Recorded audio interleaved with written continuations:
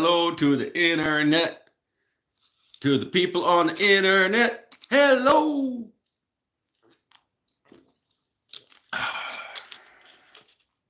Few people here hanging out. Saw Steve. Hi, Steve. Hi, Sean McGill. Look at that. You remembered there's a thing. Yay. Yay, Sean. T minus 3 days.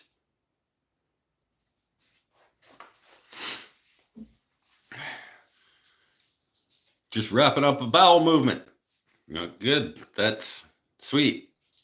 Thanks. 2 or 3? Uter. That's kind of fun to say. How you doing, my friend?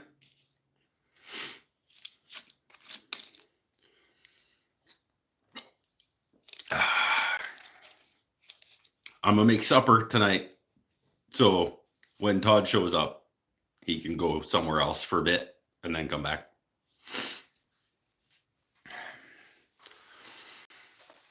Oh, Gretchen's here. Mike's here. Saturday again. Oh.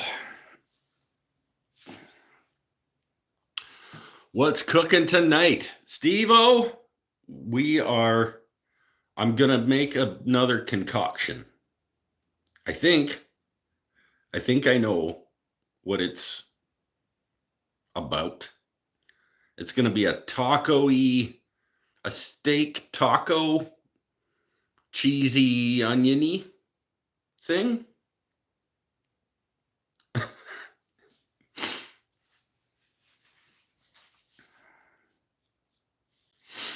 Oh, that's what it's going to be. A steaky, taco-y, cheesy, burrito-y thing.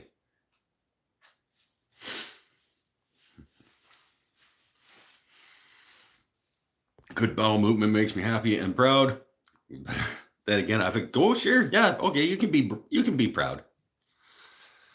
Sounds like a fajita. It'll be kind of fajita-esque, except that I don't do cheese on my fajitas. When I do fajitas,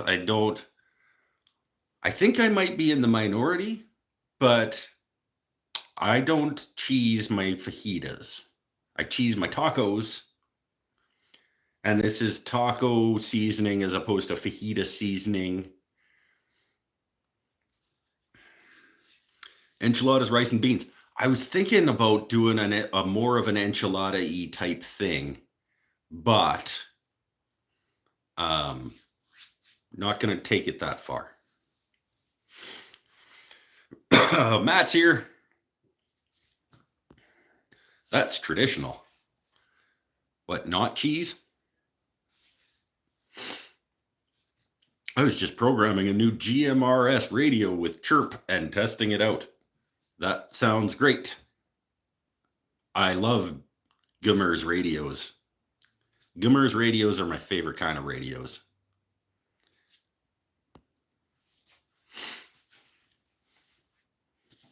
Tex-Mex adds cheese to everything. Well, they're not wrong. Cheese, almost everything is better, but not fajitas. I don't know. For me.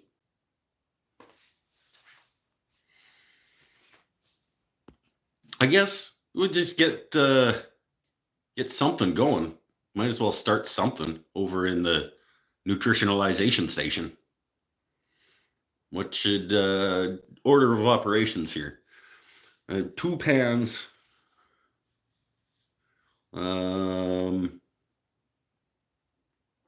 Let's start with onions, I guess. Start with the onion. Whoa, yeah, hey, that's not bad.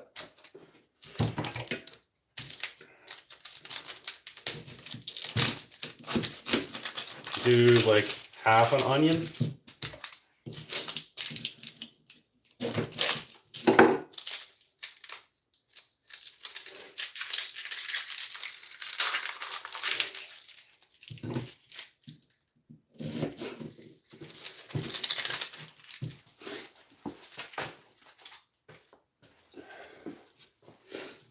Half an onion should be probably okay.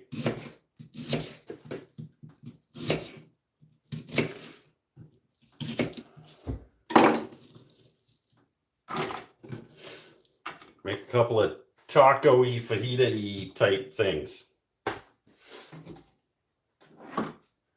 Get the Fior, hashtag not sponsored, chili oil.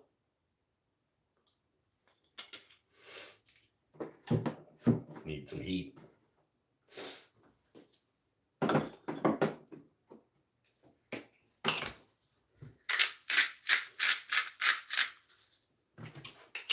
Gonna need that again.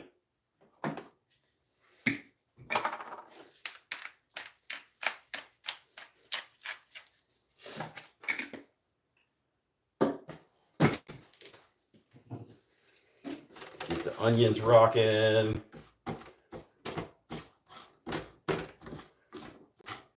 I think this is the correct order of operations. I don't know. We make it up as we go.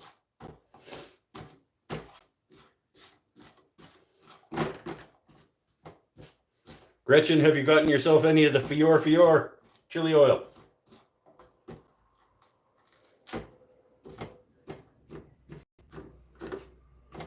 It's been on the list for months. Oh, I got something on the burner.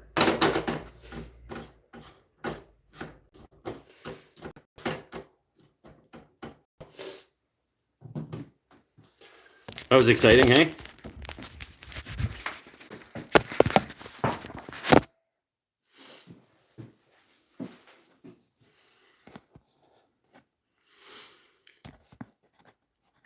Have you ever rebuilt a guitar amp? No, I have not.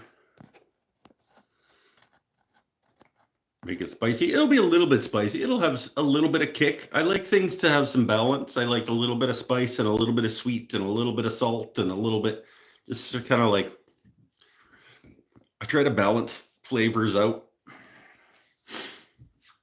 Bought a lathe bed extension on sale a year ago. Recently realized I can swap it with the bench grinder to sharpen.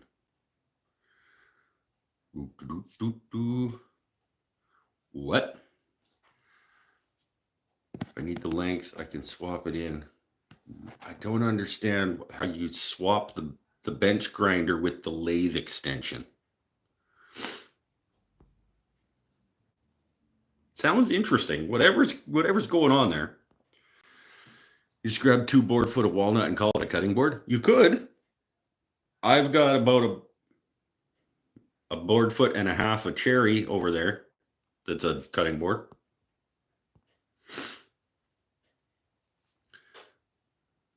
When fajitas were first served in the Dallas area restaurants, you had to pay extra for cheese. Well, I wouldn't pay extra for cheese because I don't want cheese on my fajita.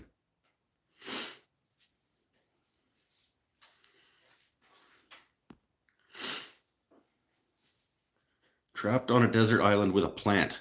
Which one is it? I only get one plant on a desert island? I'm gonna die. Anyway, if it's a desert island with one plant, it's probably, I'm gonna say it's a cactus if I'm trying to stay alive.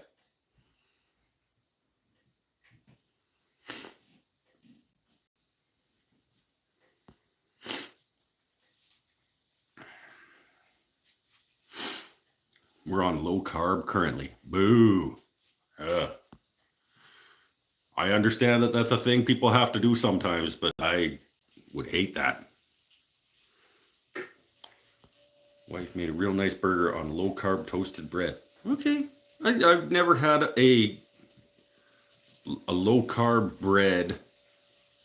Actually, potato bread would be low carb, wouldn't it? Like a good potato loaf. Nice hearty.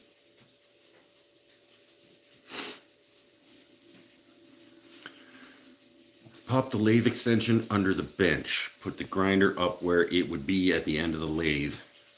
Oh, I see. So you're talking about spatial. I'm like, what is the lathe extension? You can swap out the lathe extension for the grinder. You put the grinder in. Oh, yeah, okay, yeah. Sure. So then you can take the grinder out of that spot and extend the lathe when you feel like it. Oh, okay. Maybe it's a deserted island, not desert island. Well, the person should have said such. Go for an avocado plant. Gretchen, I don't know why we're friends. Like, your tomato soup. Now you're talking about avocados. Like, potato is all carbs. Oh, see, I have no idea. Low carb bread would be with almond flour.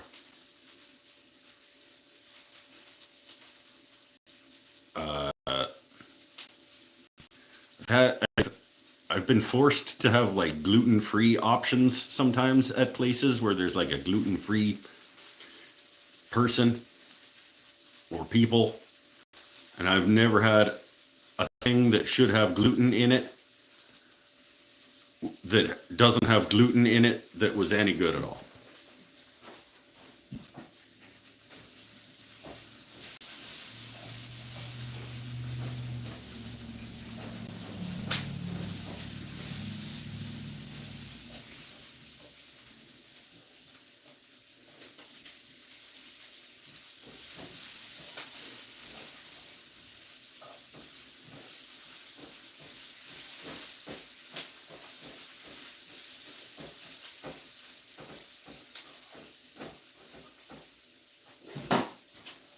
A friend of mine came to visit one time, and his kids were gluten-free. And so he went to the store and he got his own breads and things. And I was like, you don't have to worry about those getting eaten by anybody else, my friend. Like,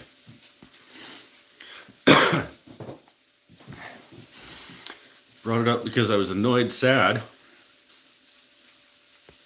Don't be annoyed, sad about the extension not being utilized. Did not need to buy it. Now it's like, so you bought the extension but could never use it because the grinder lived there? Put the grinder somewhere else. Use the bed extension. Honestly, very rarely do I actually need the bed extension that I have on my lathe. I don't turn long things.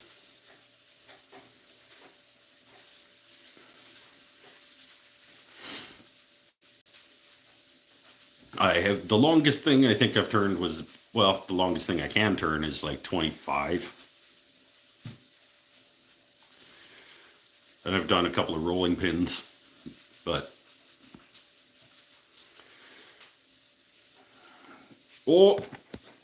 I was 13 minutes before I remembered live chat. I hear you. We just got to drop some pounds. Spring is here, and that's great. Can do some more walking. Yeah, that guy.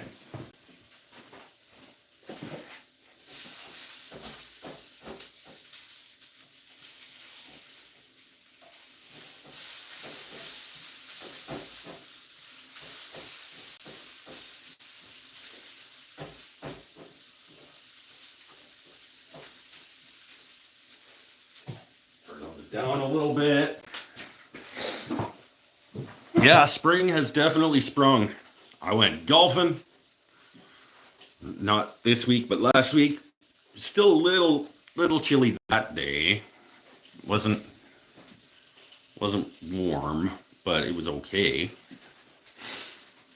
Some days it feels like spring. Some days it's still meh.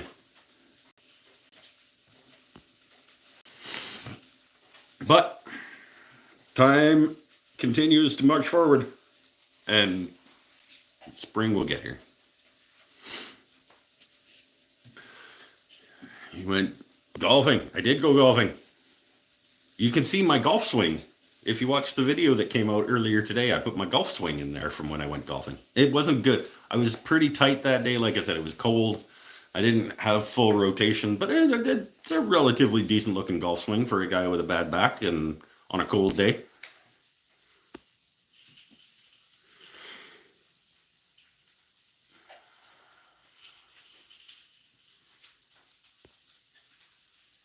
That particular strike was clean right down the pipe, about, I don't know, 260-ish yards.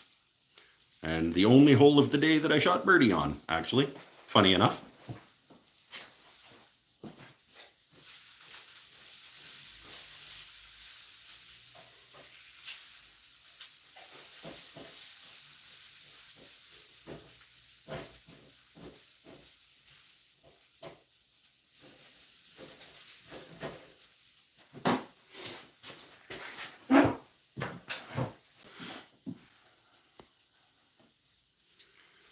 They were nice. Those are my nice golf pants. Those are my fancy pants for golfing. My fancy pants golf pants. That's what those ones are. Desert Island is better than Deserted Island. I disagree. If it's a deserted island, but it's got nutrition, a desert island would suck. You'd just die.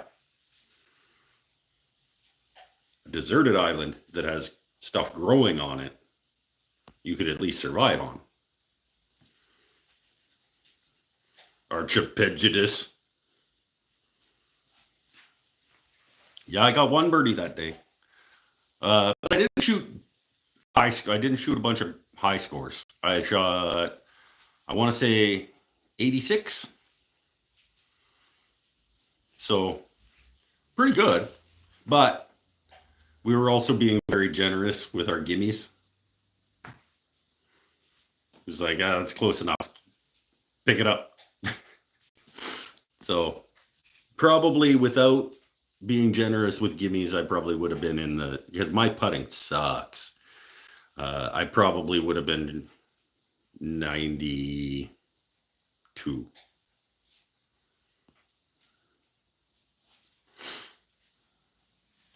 I would have missed at least 6 or 7 of those gimmies for sure.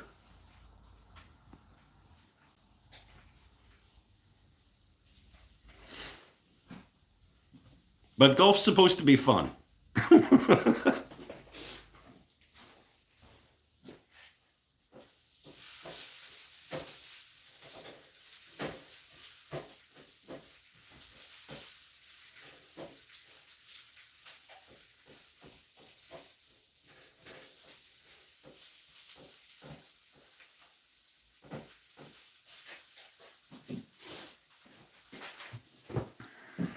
And it's not fun to miss like little 3-4 foot putts. That's no fun.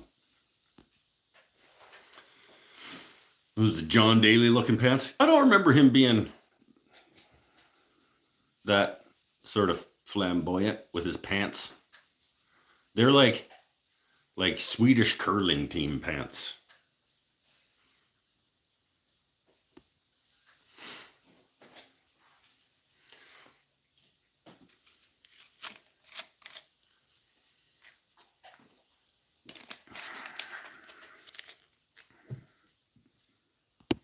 Is it the Swedes that wear the funky pants when they're curling? You guys won't know. There's nobody that watches this show that watches curling. Prove me wrong.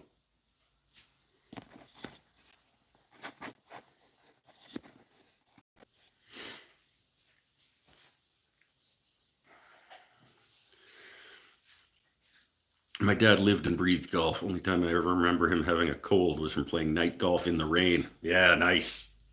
I don't love golf enough to go play in the rain. I don't play often enough that I'm willing to have one of the few times that I go play be in the rain.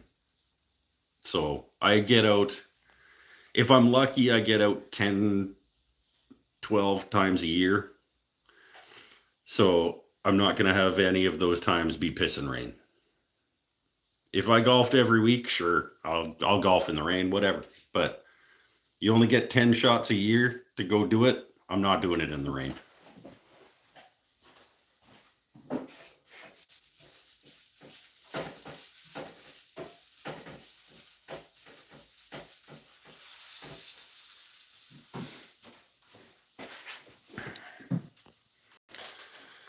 Lived in Montreal for 9 years. I watched some curling. Okay, so is it the Swedes that wear the funky pants as part of their uniforms? Or it might be the Dutch. Like we're talking about like in international play. Like at the Briar. Oh, the Briar's not international. Idiot. Like at the Olympics.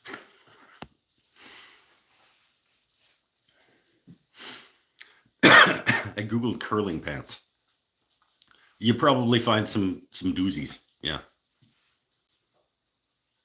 But I don't think most people do that. Maybe they do. Sort of thought it was stupid to swing a metal pole in a rainstorm. Well, it depends on if it's a electrical rainstorm, because then no.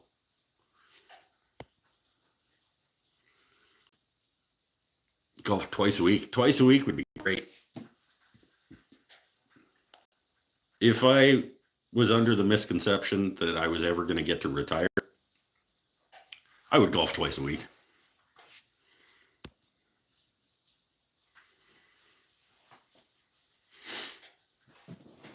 All right, let's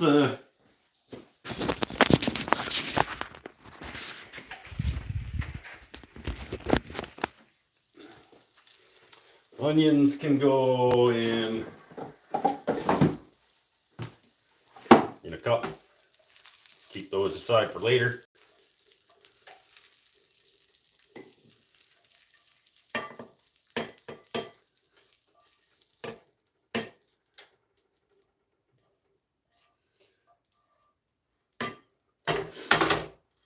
We'll hold those off to over here.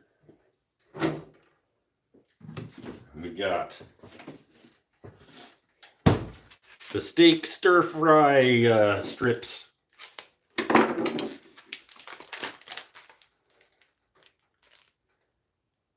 Little steak stir fry strips. Do like, I don't know, pretty good mitt full of those.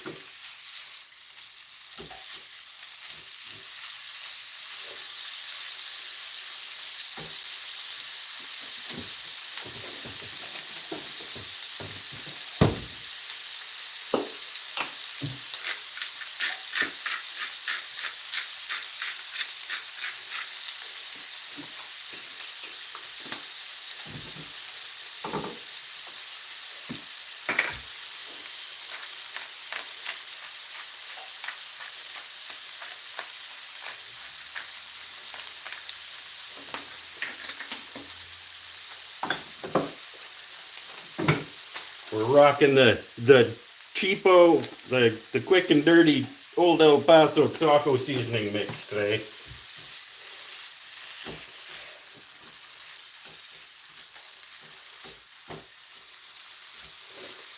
Nothing wrong with a pre-packaged taco powder. I don't care what anybody says. You can make your own taco seasoning if you want. I do sometimes, but this is fine.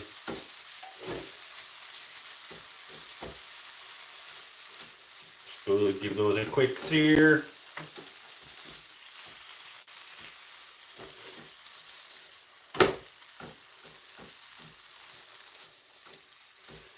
Maybe spice them up a little bit.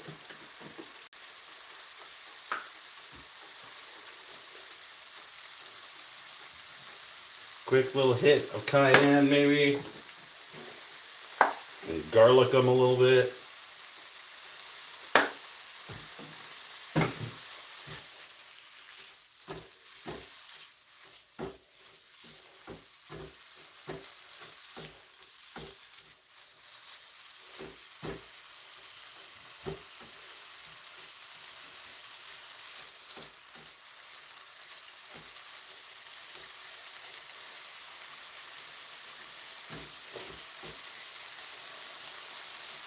These can get tough real quick if you leave them on here cooking too long. We're just going to sear them real quick and then get them simmering in their sauce. In fact,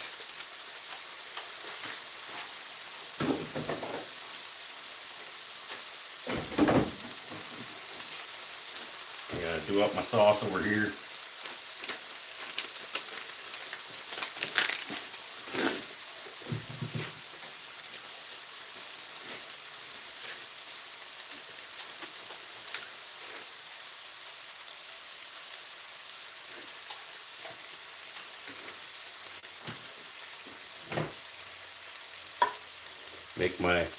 Make my taco sauce.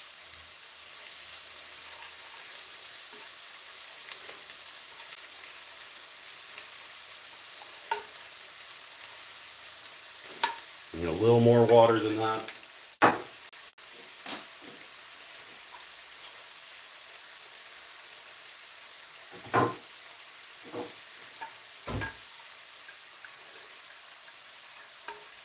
go. Taco sauce going here.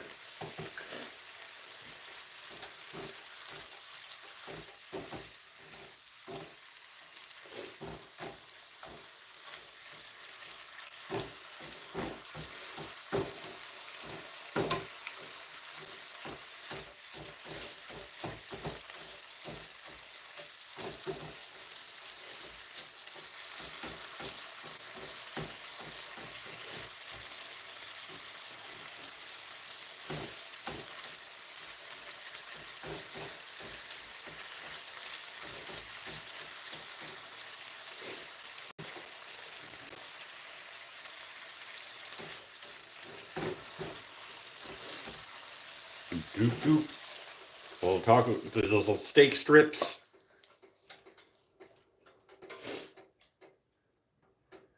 Right in there.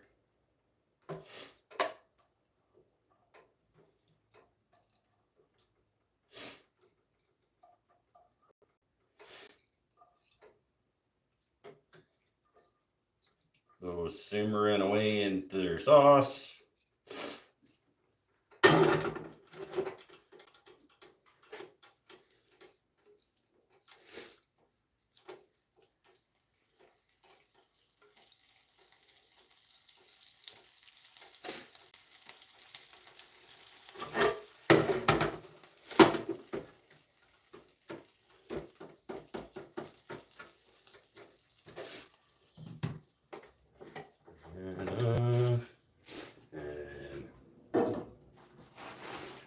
Need this pan again,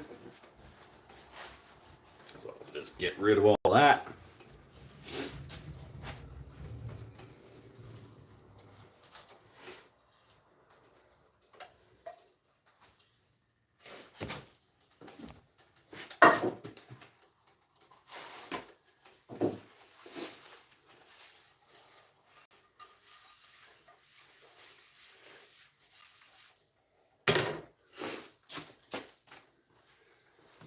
Let that simmer away for a little bit and get saucy.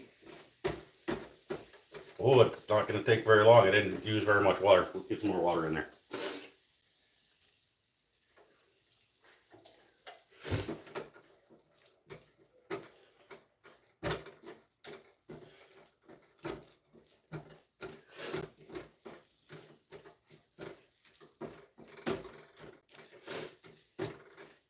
Yeah. Ooh. Okay. Turn those down and just let those sort of absorb some of that. Take it off the heat for a second while it cools off. Put it back on there and just let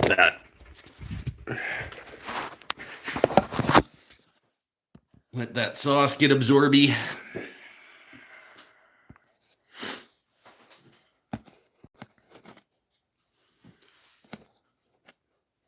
Well, I'm missing stuff. Google even calls them crazy pants.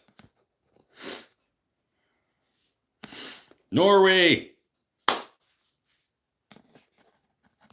Yeah, maybe. I don't know. I thought they were like plaid or like checked.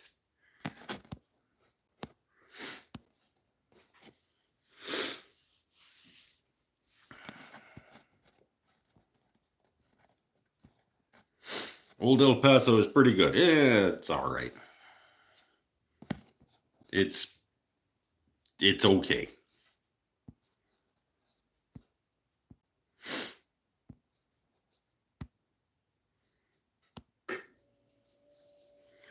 Quiet in here tonight? Oh, we'll see.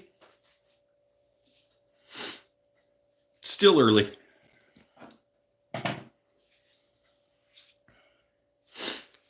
I'm quite proud of this piece of wood. Leaving it over here. I'll show you guys in a minute after I eat. Actually, you want to see it right now? This I made a piece of wood out of other pieces of wood. This is gonna be the top and bottom panels of my friend Gretchen's letterbox. This is book matched sapele that I resawed and made it into a panel. It's going to get cut, and then it's going to be the top and bottom of her letterbox. It is about 3/16 of an inch thick, about 10.5 inches wide, and about 27 inches long, and it is dead flat. Like dead flat. And I'm quite happy with it.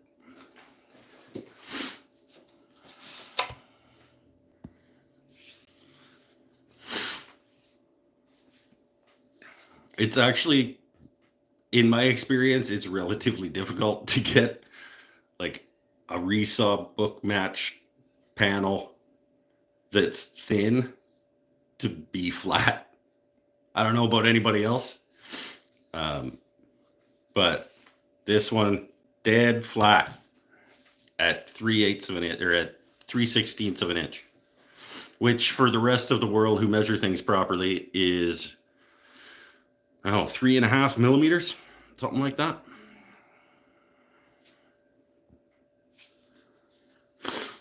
And 10 inches wide and 27 inches long, dead flat.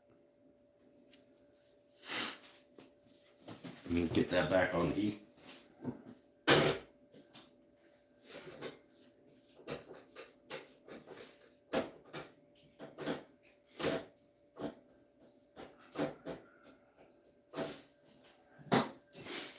Let that soak up a little bit of that sauce. It's probably not, it's pretty thick, so it's probably not going to soak up very much of it. But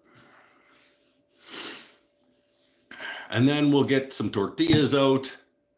We'll do a couple kinds of cheese, and we'll do the beef mix and the beef sauce stuff and onions. And yeah, it'll be good. And then I'll wrap them up, and then I'll fry them again so everything gets all melty and gooey in there.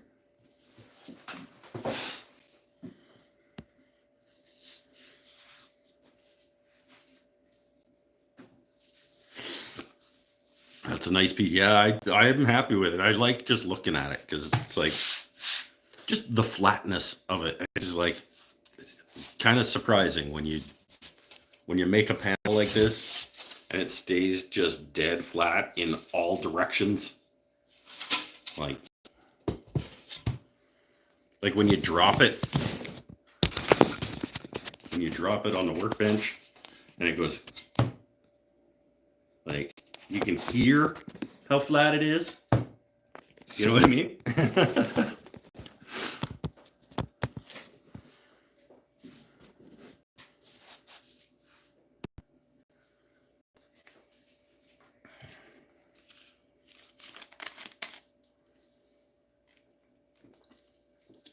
What the heck is that on the table saw? Oh, I knocked over my pop. Now it's all fizzy. That on the table saw? If you don't know what that is, I'm not trying to tell you.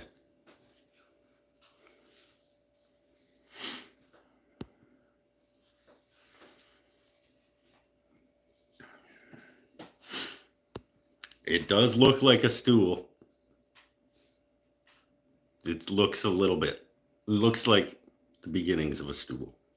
I know you know. And it's only on the table saw because I needed to get it up and out of my way. It was actually it was in the nutritionalization nook, but I needed access to that.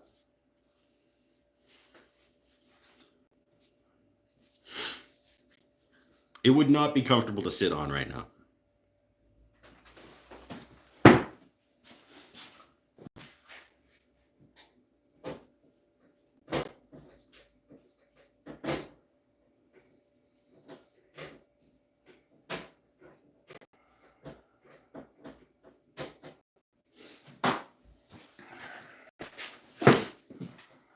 It's got no seat. It's been sitting in that condition for a long time.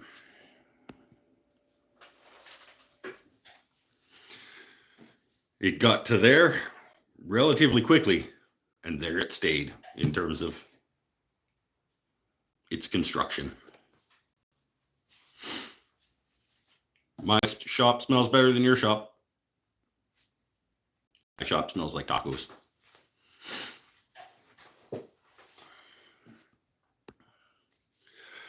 Oh, what's everybody else been up to this week? Everybody have a good week?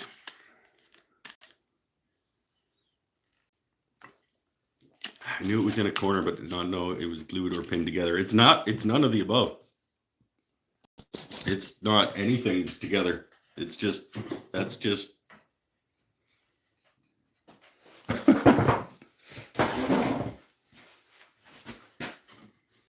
Those just come right out.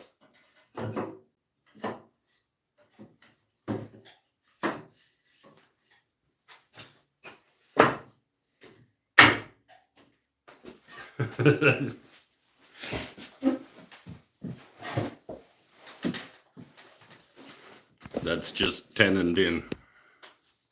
Staying sober. Atta guy. Me too.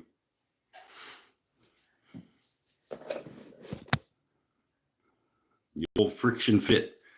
It's not. They're not as tight as they should be, but they'll be okay. That's the fine woodworking. They're pretty good. They're hunchy. They're the ones that go. Nope. They go like this in the middle of the leg.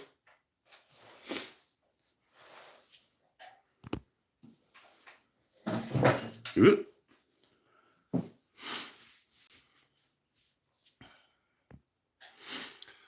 Making some tacos. I'm getting really hungry, like just smelling the taco beef. Taco steak. If it's holding together right now, it's friction and well done. I mean, I can pick it up like that, so that's good. Like I pick it up and move it around in that state.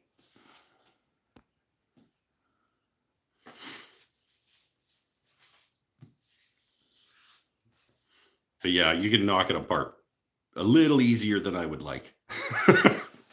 In terms of like the quality of craftsmanship, it's okay. All right, let's get these things wrapped and eaten.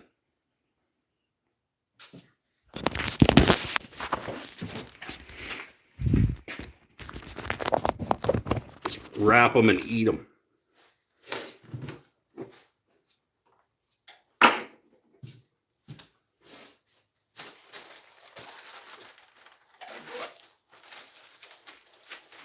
Let's go.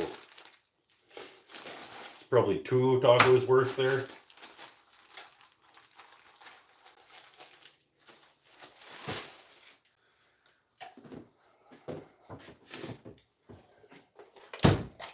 Go base layer. Cream cheese.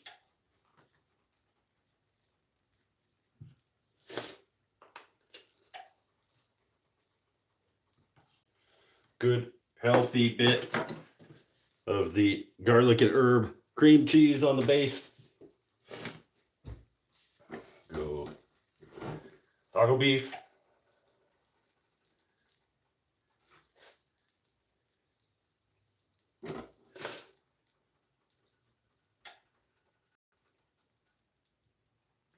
Like that. A couple more.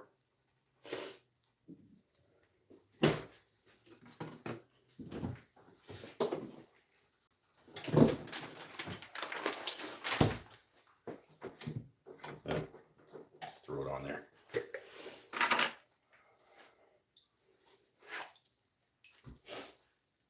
A little bit of salsa.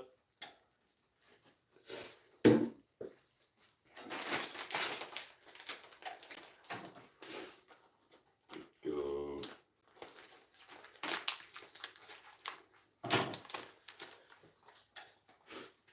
Come on.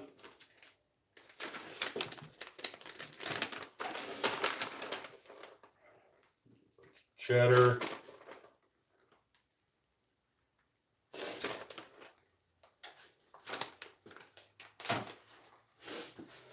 Wrap it up.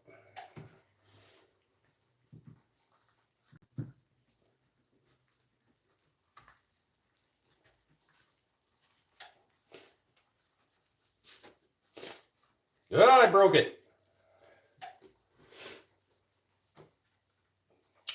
Whoops.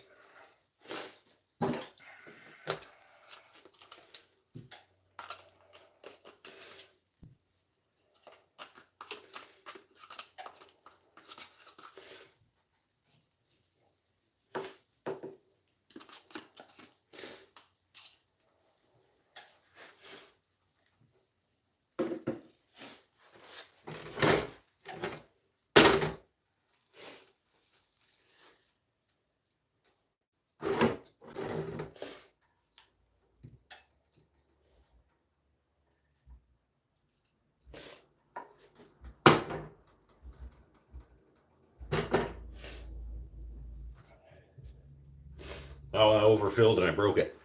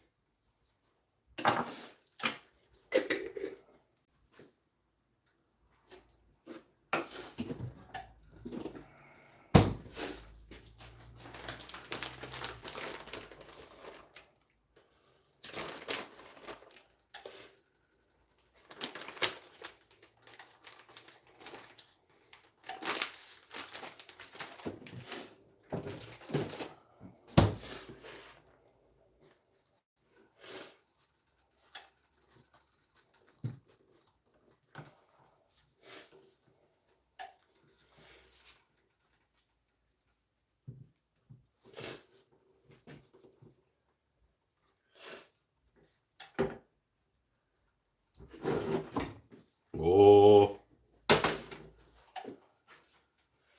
getting close. Just let those get all melty together.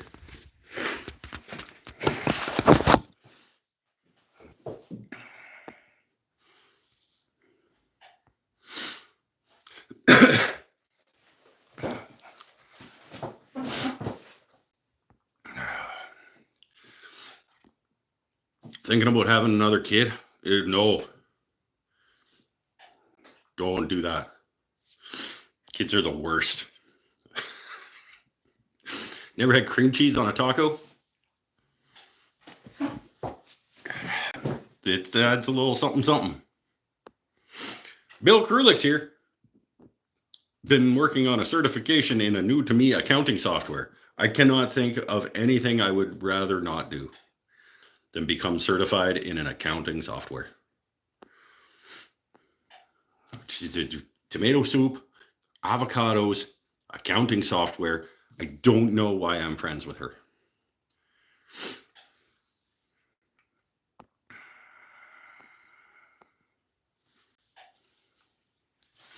Tortillas are more workable if you steam them. Well, yeah. Usually I preheat my tortillas, but I didn't. I don't have usually I just pop them in the microwave for a second, but me too, Mike. What, you also don't know why we're friends? 5 kids is when I get easier. Oh, fuck that. The older kids raise the younger kids. Well, okay, sure. You can have extra kids once your first ones are responsible enough to raise the smaller ones, but like, no.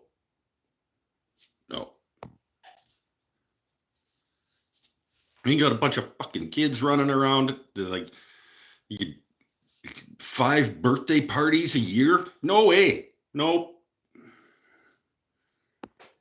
And then everybody else's fucking kids that are friends with yours, and just like, no.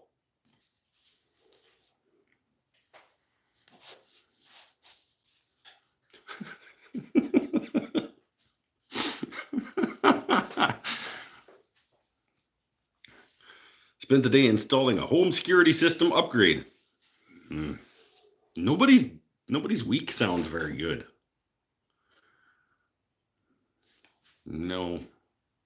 Somebody tell me something cool they did this week or today or something. Everybody's things just sound terrible to me.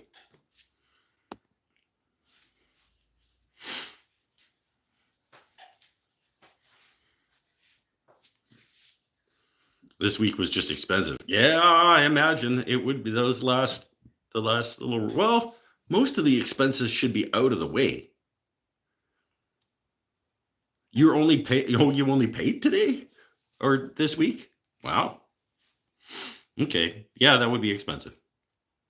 Those are burritos disguised as tacos. That's why I said they're like right at the beginning. I said they're going to be a taco-y, burrito-y steak and cheese thing. I had a concept in mind of what to make. I had the steak strips and the taco seasoning and the cheeses, and I was like, I'm gonna make those into a thing.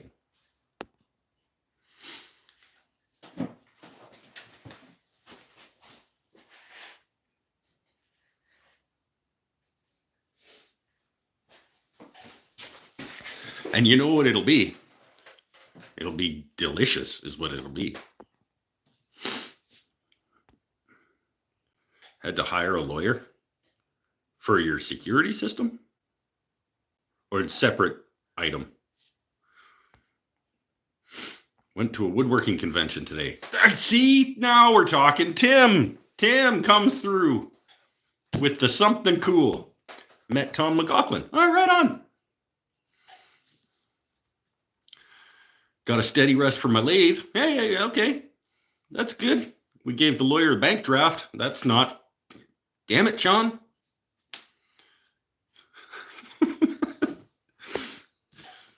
Stop fucking it up. Okay, we're talking about fun things. I mean, I guess it's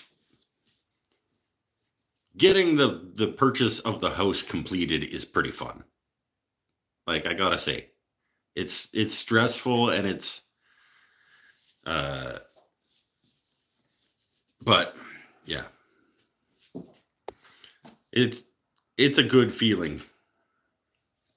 I had rice and we got full on burritos. I actually was at one point I was thinking about making a more of a burrito-y with rice in it thing. Then I was like, I don't need the extra stuff. Just more meat is better than rice. Also started cleaning my 5.5. Hey, right on. Gonna clean up the shop tomorrow, get some body blanks made, and start putting your box together. Hey!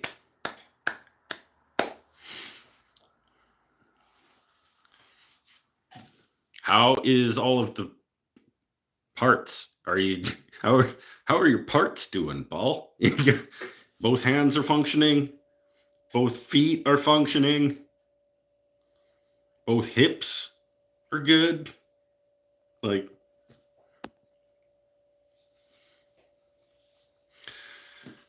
walked through my wood shop. Feels like you did that on purpose. Just getting a broom to clean up a different mess, but seeing my woodworking tools. Yeah, it'll do that. I reorganized and categorized, and I didn't categorize. I reorganized and itemized my walnut stack a little while ago. I wanted it a little bit nicer. And so I pulled everything down, and I thought while I have it down, I might as well like measure and write everything so I know how much walnut I have. Not enough.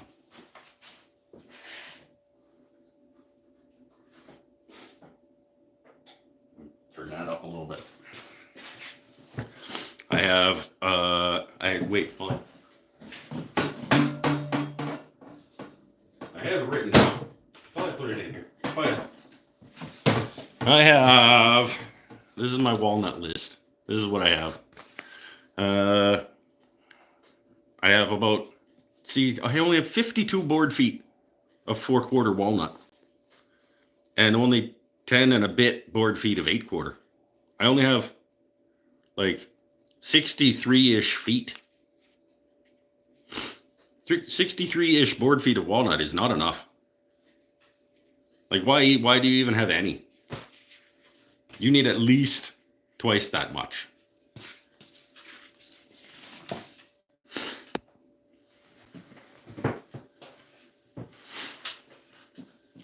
What is this, a walnut stash for ants?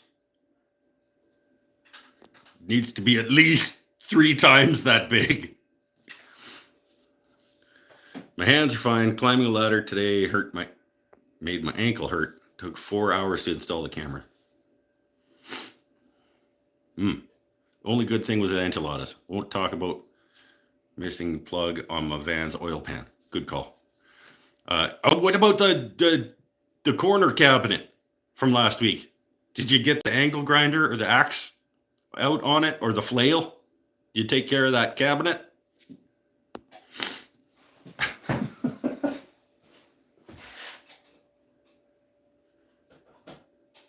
Oh, we're getting close to flipping. Walnut, question mark? Yeah, walnut. I have 1, 2, 3, 4, 5, 6, 7, 8, 9, 10, 11, 12 boards of 4/4 walnut that equal approximately 52 board feet. And I have 3 boards of 8/4 that are only like 10 altogether. That can't be correct. Oh, you know what I did is I forgot to times 2. So I have 20 board feet-ish of 8/4. That's still only like 72, 73 board feet. That's still like less than half of what you should have.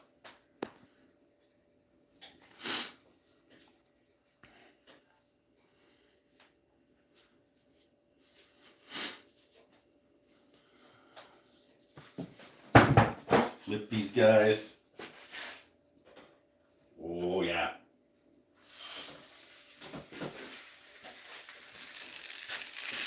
Yeah. Don't need to do them quite that much on the second side. That side like seals them shut, hopefully. You missed the comment above the walnut. What the? That is nuts. Yeah, no, that was okay. That was like Paul Waldrop level funny, which is like, yeah, it's okay.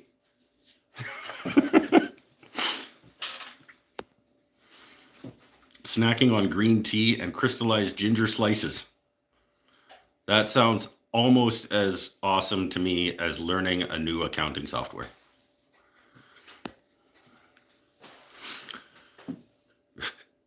Chickened out on the axe. Decided to leave the stupid screws there for now. Just dismantled the hinges.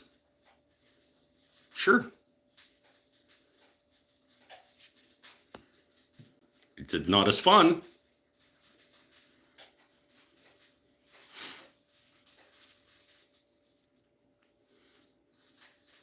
Oh, I'm excited for my taqueritos. Ooh. Taquerito chiladas. No, they're not. There's nothing chilada about them. Taquerito is good though. I like that.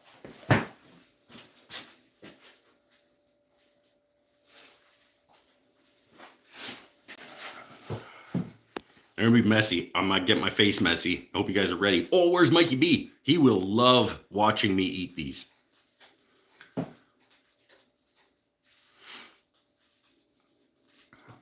How does it compare to tomato soup? How does what compare? Green tea and ginger slices? I mean, I guess I'd rather have green tea and ginger slices than be forced to eat tomato soup. But this is going to be better than all of that. Okay.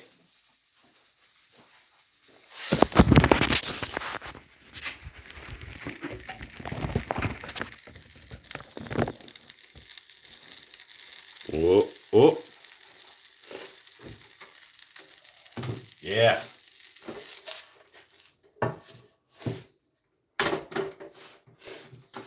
Oh. Ho, ho, ho. Yeah.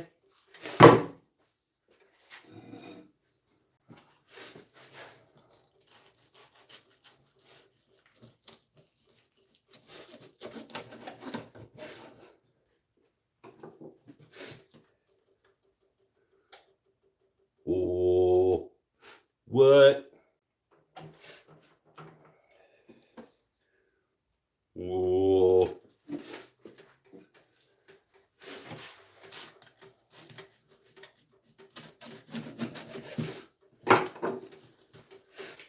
Oh, melty, gooey, steaky goodness. Are we off?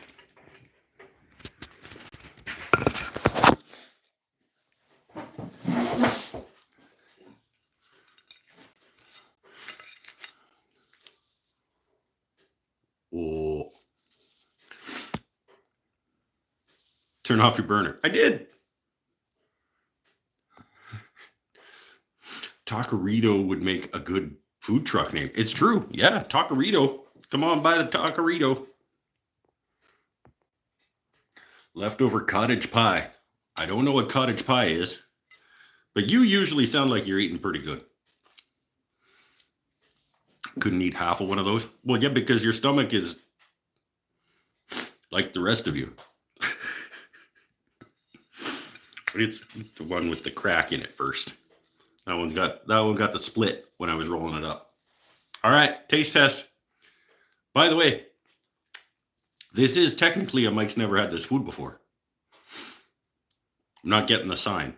I'm gonna get some paper towel. Oh, it's back there. Because this is gonna be a mess. It's not too bad. I didn't make the sauce very runny, but it is gonna be.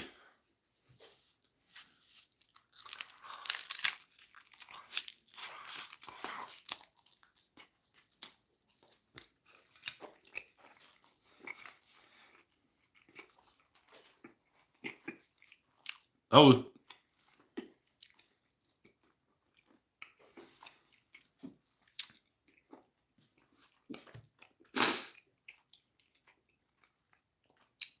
too many steaks came out.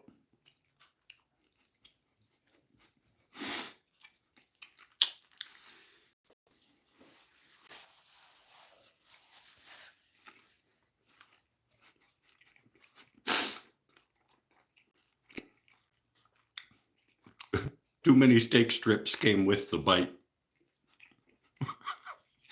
And I had to spaghetti suck them into your mouth.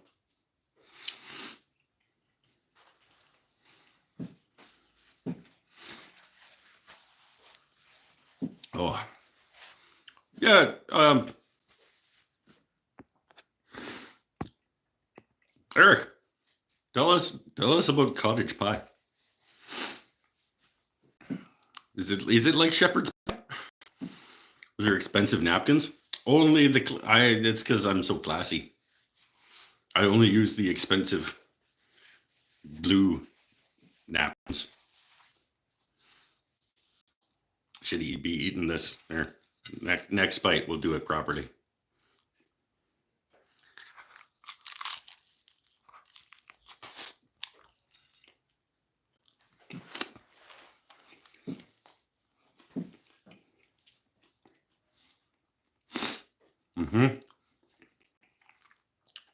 This is a good concoction.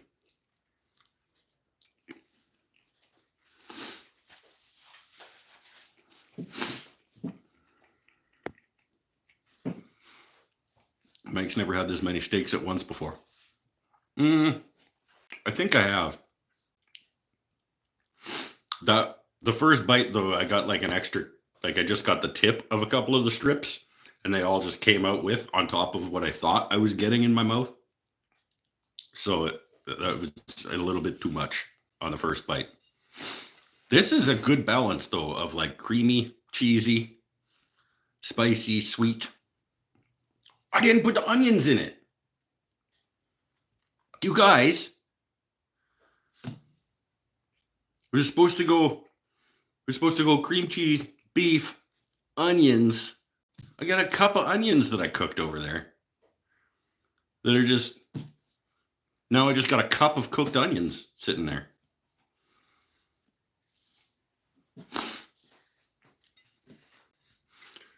Like shepherd's pie, but with beef mince. And all the shepherd's pies with lamb mince. See, generally, I think our shepherd's pie here generally is beef. It's like ground beef. but it may not be accurate. Can't believe I cooked up a bunch of onions and then I just didn't use them. My husband makes good cottage pie. He forgets the correct name. He's half Mexican and half British. So, no, I didn't have it. I was going to come up with something, but what model Rikon saw do I have? I have the 10326. Simmer the onions in Coca-Cola and use them as a garnish. Well, I could just like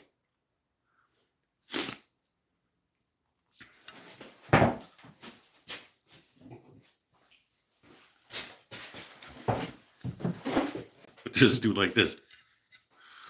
Just do like a scoop of a couple of onions on the top before I take my bite. Except I don't even have a fork. Like,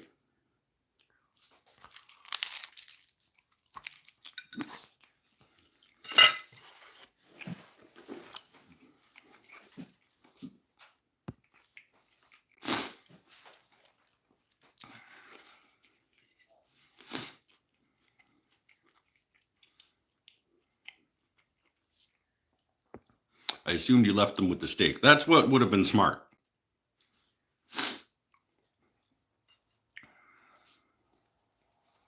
I don't know that they really add much. I mean, the additional sweet from them, I guess, is a nice hint of things. It adds a little bit of balance in that direction. Wish I had a fork.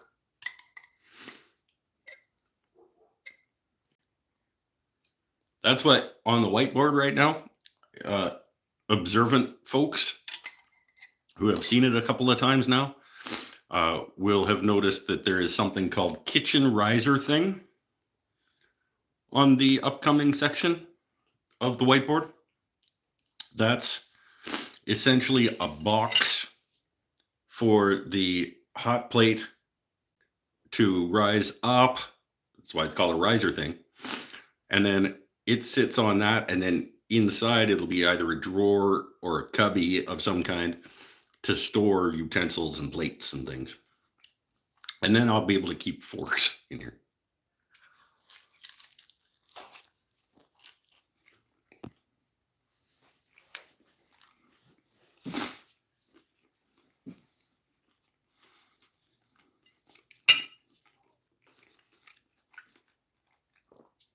That's a good concoction.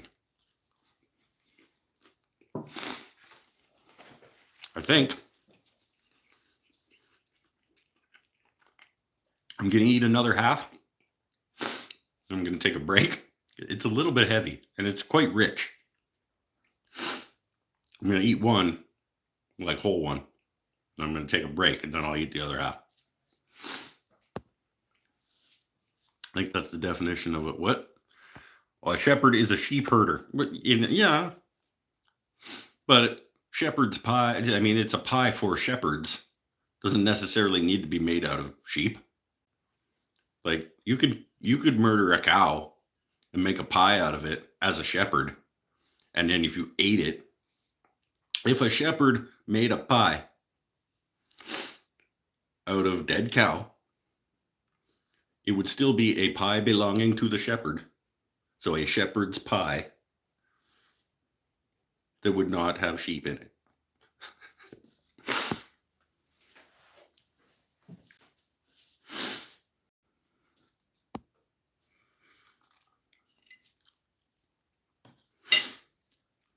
Just saying.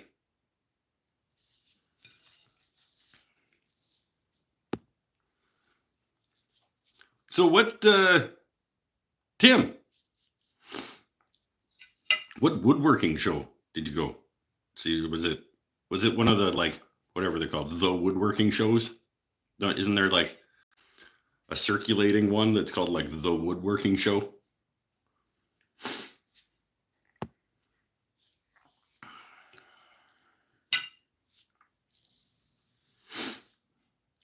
think it's all a British thing. Yeah, I mean, shepherd's pie is absolutely a British thing. Make a piece out of the Judy's goat. What? Who the shit is Judy's goat?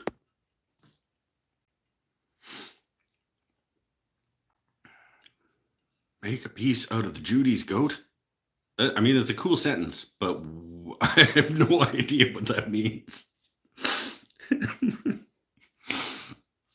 Did your Lee Valley goodies arrive? They did. A couple weeks ago now. Thanks for paying attention. Actually, they're up there in the spot where the 5.5 lives. Just so I could get them out of the way. They were just like kicking around on the bench for a while. The little mini detail rabbit planes, and an iron for my low angle jack. That's all it was. I just three pack of little planes and a plane iron. Spell checker took over. Well, okay, now let's figure out what it was supposed to mean. If spell check took over, and that was make a piece out of the Judy's goat, and the spell check is to blame, what might that have meant?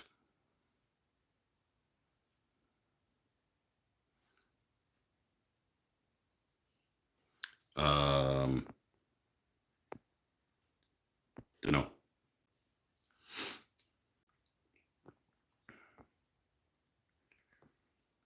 Woodworkers Showcase 25. Convention for woodworkers to show off their work and do demos. Also vendors selling stuff. Woodworkers Showcase. Okay, cool. Is there anybody else famous there? I mean, Tom McLaughlin is relatively famous. Were the fine woodworking guys there? Like Pekovich and Bexford and those guys? Bob Van Dyke?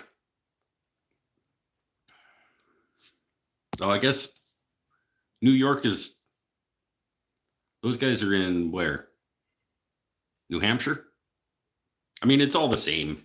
They're like 9 minutes away. They should have been able to go. Shiny is good. I like shiny. Yeah, they're pretty shiny.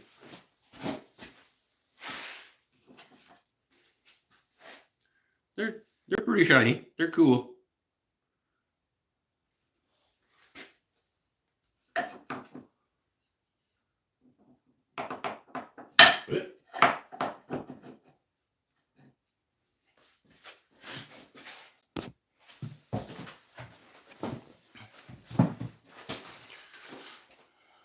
Make a pie out of the shepherd's Judas goat. See, that's not any better. The shepherd's Judas goat?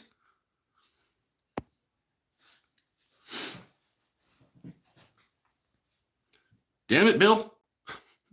To be honest, I don't know many of the people there. Epic Woodworking is in New Hampshire. Yeah, I thought McLaughlin was up that direction. And Bexford's in Maine. And Fine Woodworking, I think, is in New Hampshire. And I know Anissa lives... I think she lives in New York State. Maybe not.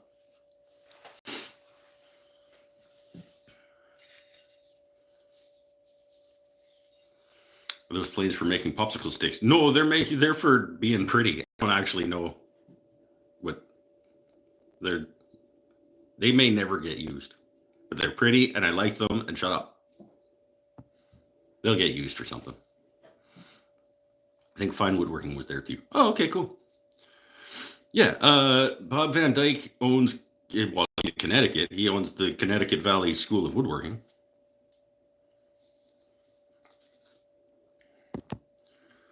A Judas goat leads the herd to slaughter. Oh, okay. So you make a pie out of that guy, but then who's gonna lead the herd to slaughter? If you make a pie out of him, then you just got sheep running around all willy-nilly instead of getting murdered for food. That's no good. Can't have your sheep just running around all.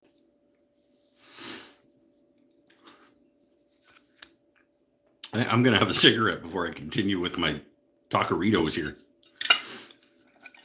It's damn delicious, though. Do I need a neck template for the telly? Yes, I do. But the idea, I'm hoping that the template set that you're going to send is like, it's like a plug and play. Like I can just, and then strings. I mean, obviously there's going to be a little bit more to it than that, but I would love to have a set of templates where, like, if you route around all of these things, they are going to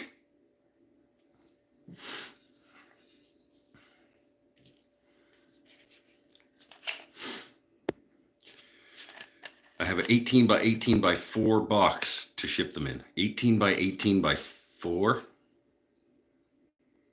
That's not going to be big enough for all the little Rockler, like, dust collection parts.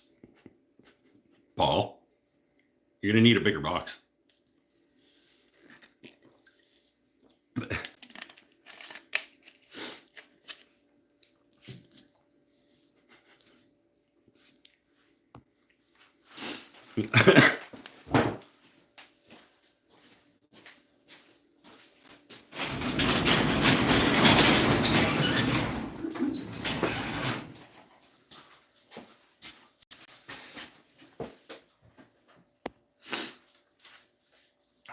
I don't think the Brits eat a lot of goat. I don't know. We don't. Canadians don't eat a lot of goat.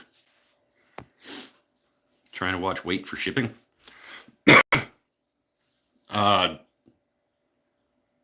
Don't worry about it. I mean, it's not going to be. Are you making them out of corian? Because then I don't think it really matters. And aren't I paying for shipping? So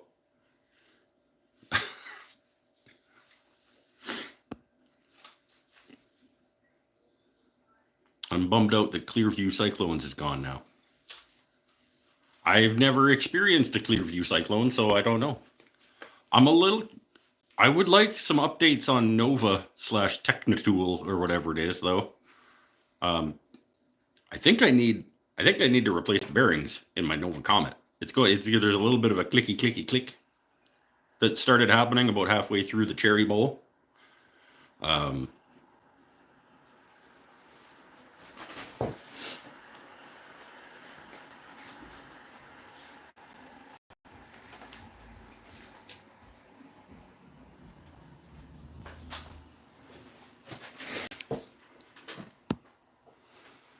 But I don't know, because I've never done it.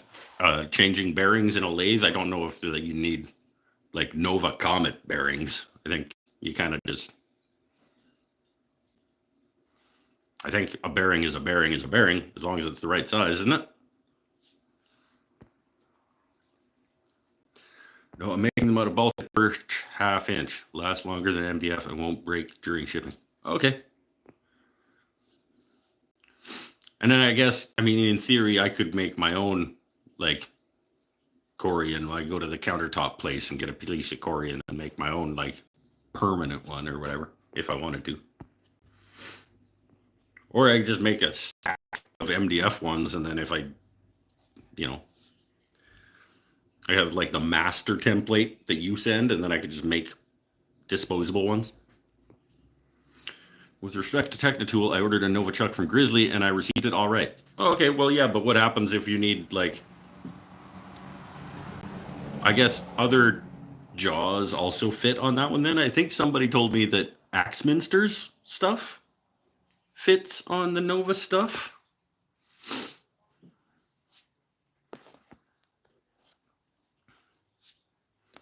You just need the right size ones. Okay. Tried a new twist on gold leafing. I used the foil flakes that are normally used for fingernails instead of leaves, and it turned out, okay, cool. Yeah, right on. Is the clicky click in the lathe or the marbles in my head? Pretty sure it was the lathe, because I heard it when I was editing the video too. And I didn't hear it between the time that I was turning and the time that I was editing.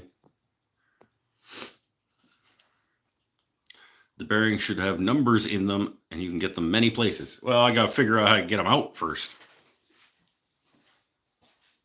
Well, first I have to establish that that's what needs doing.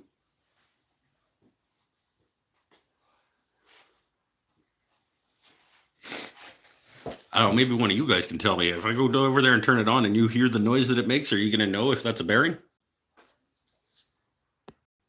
Because we could go do a demo on what the clicky click sounds like.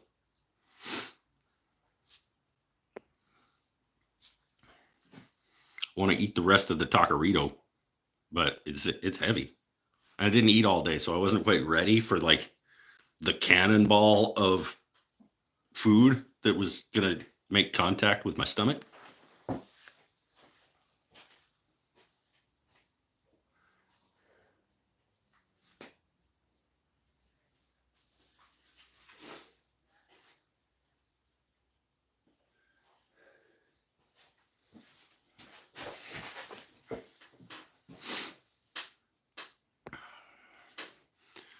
Bearings sold by Dimensions and shielding. There are many sizes and many shielding options. I want the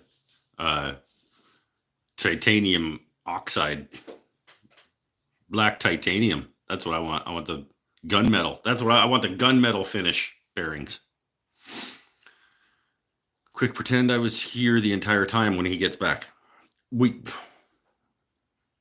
could have. Then you wrecked it. Chris was here in my room watching with me the whole time. I don't believe you. I feel like Chris is probably on vacation somewhere again, because that's what he does. He like every month and a half, he goes off on some vacation somewhere.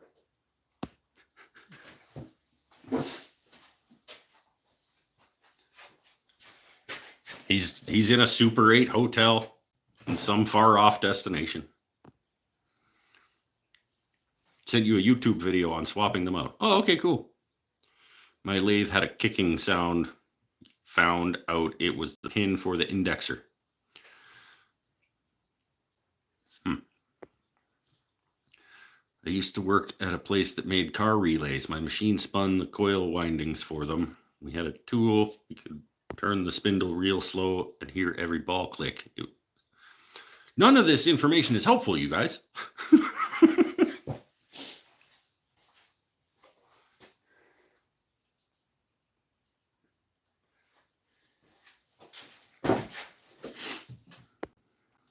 How do I know if the clicky click is the bearing? I have pizza and beer in the fridge. You're welcome to them. Oh, okay. You could have just said that to him across the room. You didn't need to type it out here. Good duck. My friend. Nope. I almost said my friend Vinny, but that's Vluk.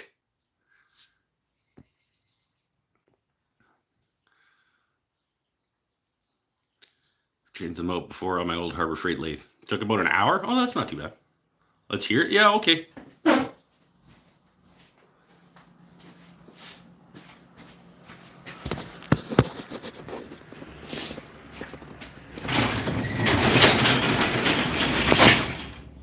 Go on over.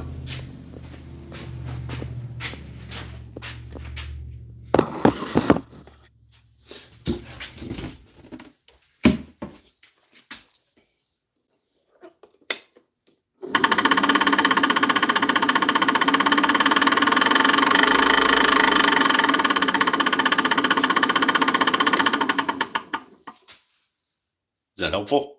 Is that bearings? Yeah, okay. Like it's pretty noticeable. That's middle gear in this like slow gear.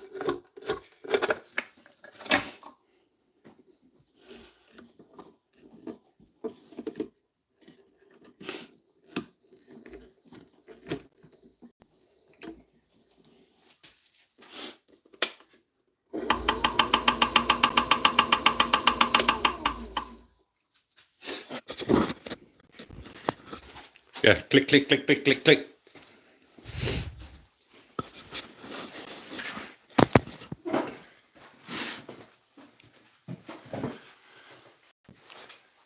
That's bearings.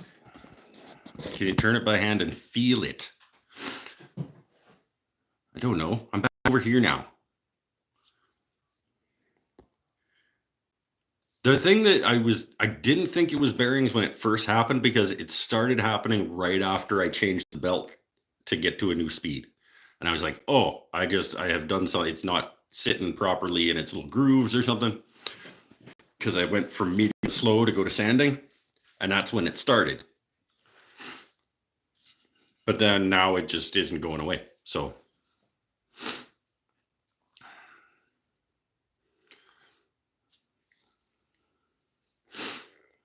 does the belt have a bad memory? Flip it inside out sometimes with motor clip all the way relaxed. This sounds like stuff I'm not going to do right now, but these are good things to check. I'll do a YouTube look around and see like how to know if your lathe bearings are toast. That's the end of your lathe. Send it to you. Yeah. It's not a Bauer. So what happens if you loosen the belt and don't engage the head? Like just take the belt right off?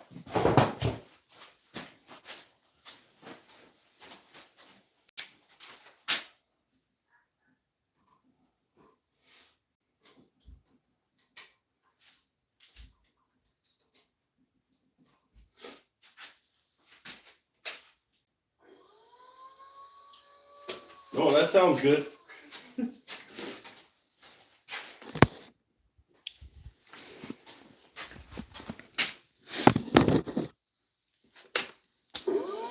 Just the bottom one spinning sounds fine.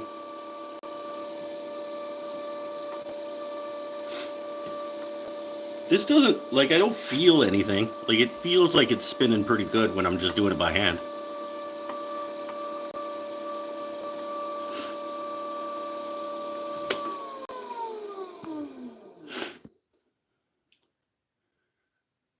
Would look at the belt, see if it had a notch in it.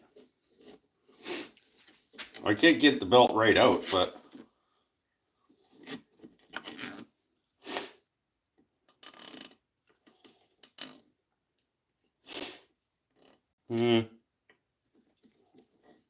belt looks pretty okay.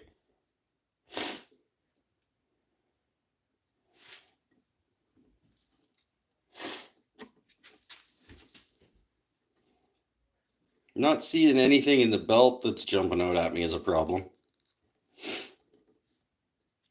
This is like a terrible view for you guys.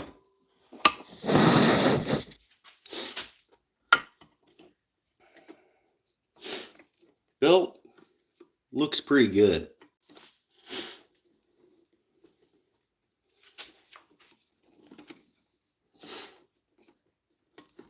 So, I don't know. Everybody's first instinct was bearing.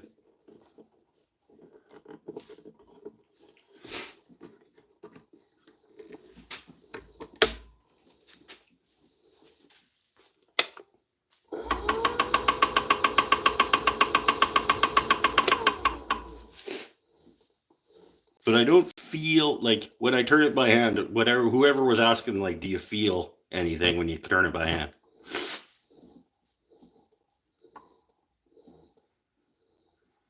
There's side play in my spindle. No, everything seems tight. Oh, there was a click. There's a click. Oh, it's like every time it gets around to one spot.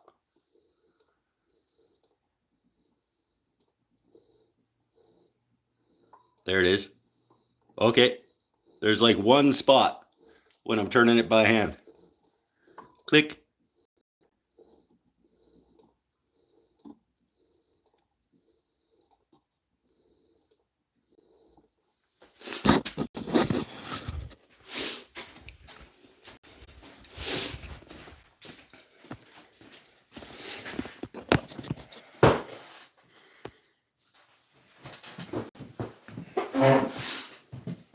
It's the catalytic converter. Oh, I can just go steal one of those out of somebody's car.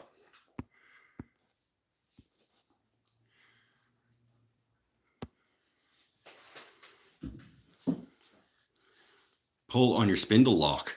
Ooh, hadn't thought about that.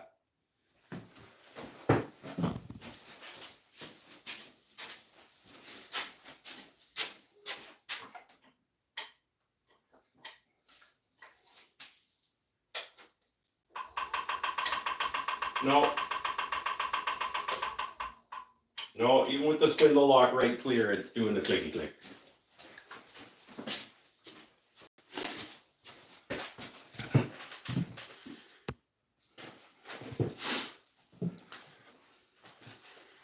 It's not the flux capacitor. Okay, I just got a new one of those. That one, it's brand new.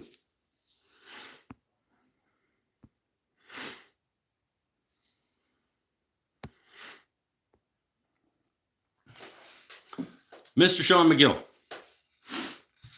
I have a question for your wife. That sounds odd. The indexing pin might be it. Where the shit is the indexing pin? I don't know enough about tools.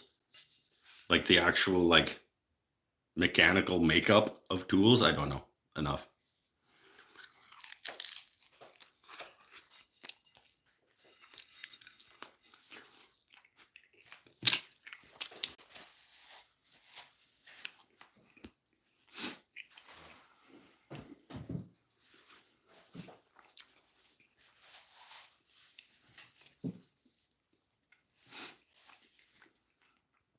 You can ask, but I'm washing dishes. Well, maybe you know the answer.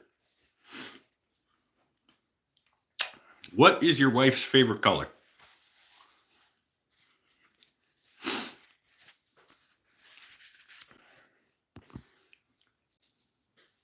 Or, alternatively,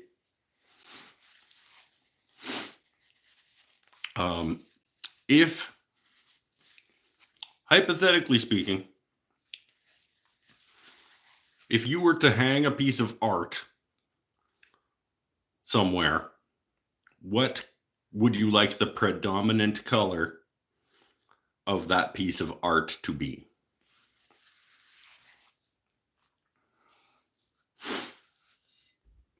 So maybe not favorite color, but favorite color to accent a room that may or may not need a piece of art.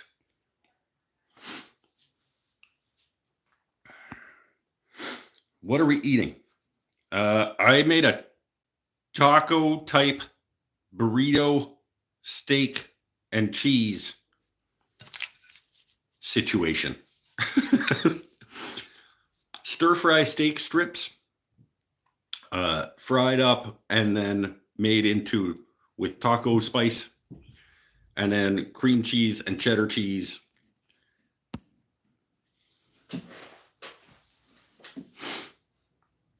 Green is a broad. Yeah, lime or forest green. Can't say because the house will probably change. Okay, well, yeah, I guess. You don't know, you don't have a color theme in mind? You know, like forget it. I'll make you whatever I want.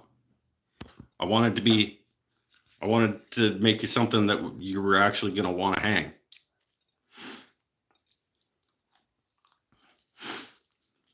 But it's not up to you. You don't get to decide whether or not it gets hung. Wife gets to make those decisions. So I wanted to make something that she would want to hang.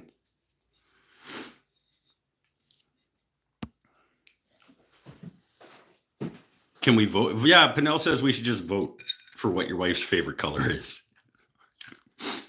What color does Sean's wife want their new piece of art to be?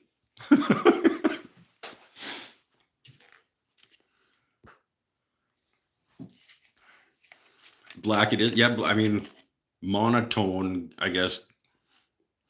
Or, yeah, monochromatic blacks and grays and whites would be where they would go with anything, I guess.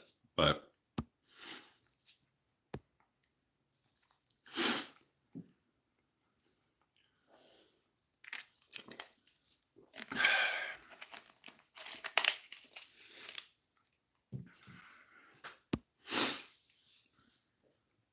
Gunmetal. I already made that joke, Pinnell. Maybe show up on time. Then you'll know what jokes already got used. I know you're busy on your vacation, wherever you are, but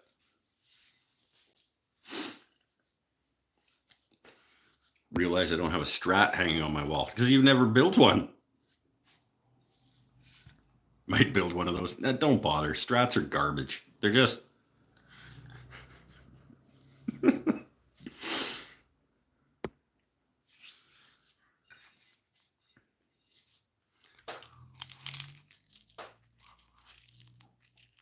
mm, mm.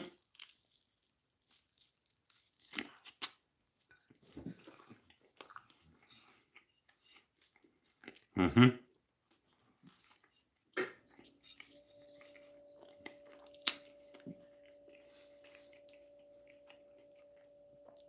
This is a good taquerito. He built lots of Strats. Lies.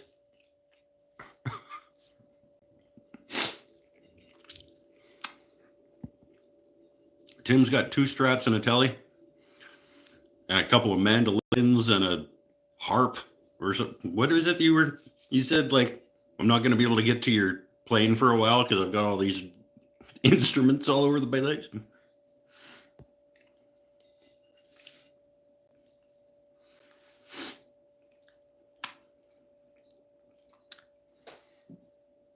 Just build predominantly tellies.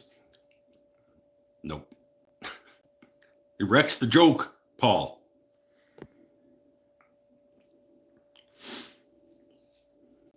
You can't be wrecking my joke. Ooh, onions. I really should just go get a fork, but...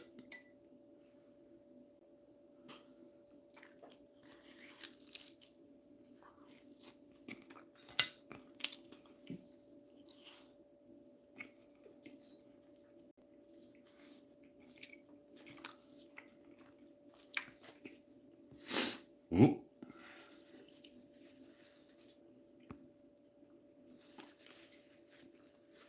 It was a zither? What the shit is a zither? The only thing I can play is the Fool. Nice. I like that.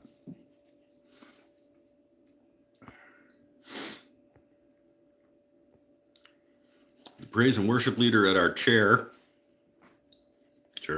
maybe, had a mic stand fall over and put a hole in his acoustic guitar. Yeah, that hurts. That hurts. I make needle boxes out of bone. Heriberthuber.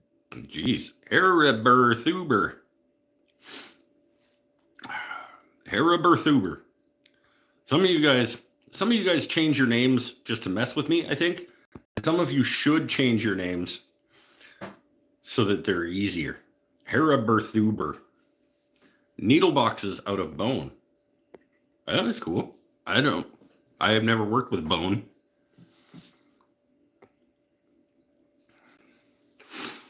The LP was a complete set of templates for routing the top carve to the point. Yeah, I don't know that I'll ever do like a full carved top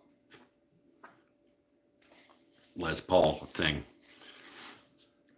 The thing I'm looking forward to with the Telecaster templates is just none of this neck break angle bullshit that you gotta like, oh, the neck needs to sit at a 3.7 degree nonsense.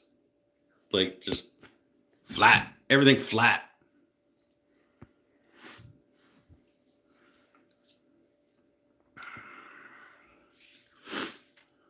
It's basically a harp with a box. A zither? That's maybe where I got the idea of harp from. It's still so weird that I'm here in this chat. It's weird that this is still a thing that happens. Because I watched a Laguna Lathe review all those years ago. Yeah. It's weird that this is a thing that happens and continues to happen. The world is a weird place, my friend. The fact that, like, I have friends, I mean, I would like to think so. because of like YouTube and this nonsense and stuff?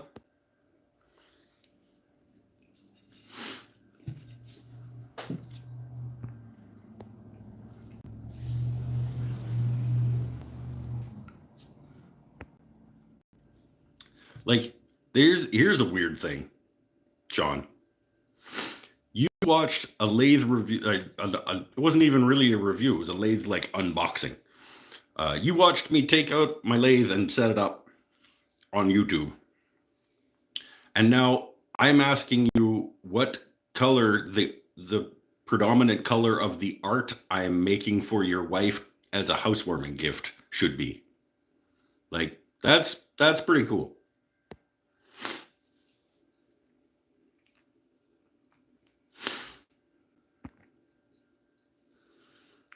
It's nice the way tellies are built. I'm looking forward to just being able to just around these things and then and now strings and away we go. That obviously not quite so simple, but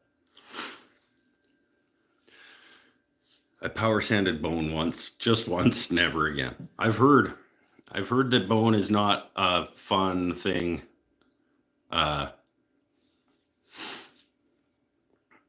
In terms of the atmosphere it creates in the room, let's say.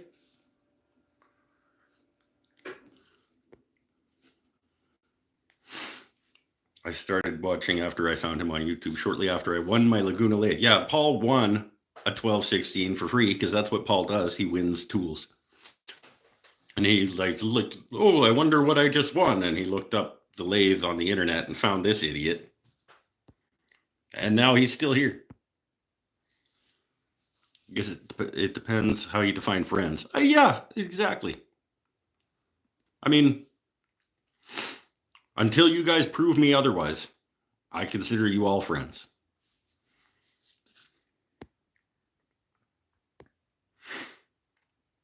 My county tried painting squiggly traffic lines in place of speed bumps. It just looked like Looney Tunes brought to life. So they were trying to trick people into thinking that there were speed bumps. I mean, that only works once. Feels like that's not a great use of resources. Like, you slow people down the first time that they approach this, and then they go, oh, that's not a speed bump, and now they know that it's not. So that I feel like that's the world is weird and small yet huge. Yeah, huge and big and small and awesome and shitty.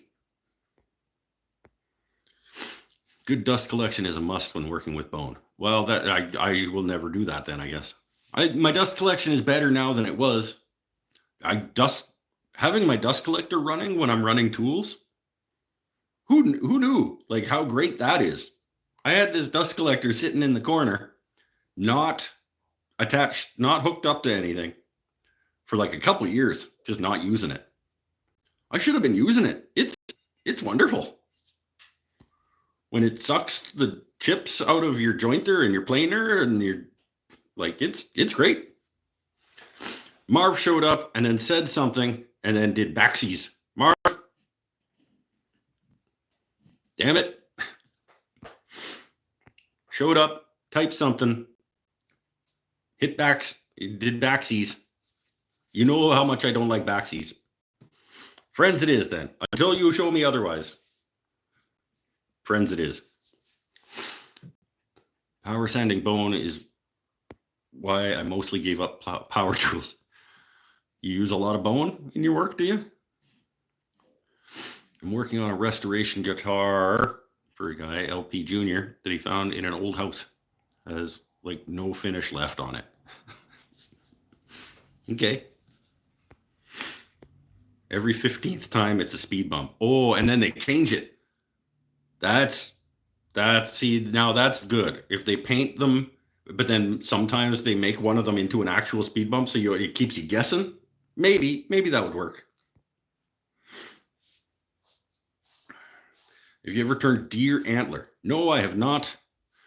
I was given some deer antler. My friend Mikey B gave me some deer antler to turn one time, and I just didn't get around to it, and then I gave it to my friend John. because he makes rings and out of antler and stuff. And I was like, he'll use it. I may never. So here you go. Couple of years without dust collection. Damn. Yeah. Yeah. I mean, I had the shop vac, but it wasn't like attached to tools or anything. It was just like, yeah.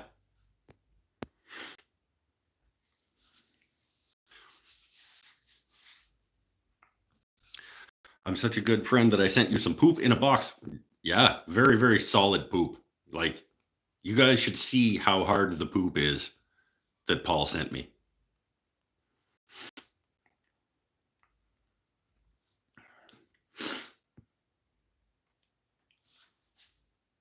Has to have less of the songy stuff in the core to be good for turning. Less of the songy stuff. Oh, spongy maybe? Spongy?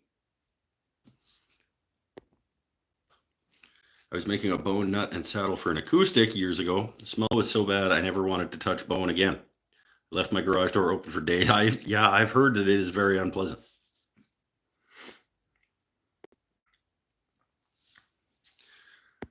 Ooh, I'm falling behind. Sorry, guys. Not a speed bump illusion. It's squiggly traffic lines in an attempt to make drivers slow down to follow the pattern. But everyone just drives straight through the pattern because it's paint. Did they just like, you know what might work? Like, let's try this. Like, fucking civic engineers, like, you gotta, yes, okay, people have to try new ways of traffic mitigation and traffic calming and city planning and stuff like that. But like, there are a lot of best practices that you can glean from other places trying things also.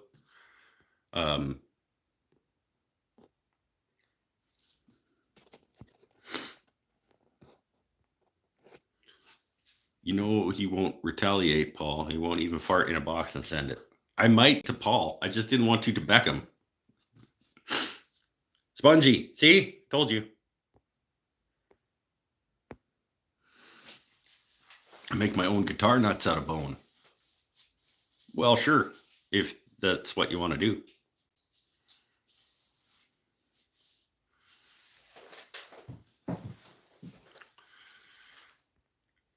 Haribathuber. Okay. Haribathuber. I'm gonna need a, like, maybe let's try. Do you have an actual name?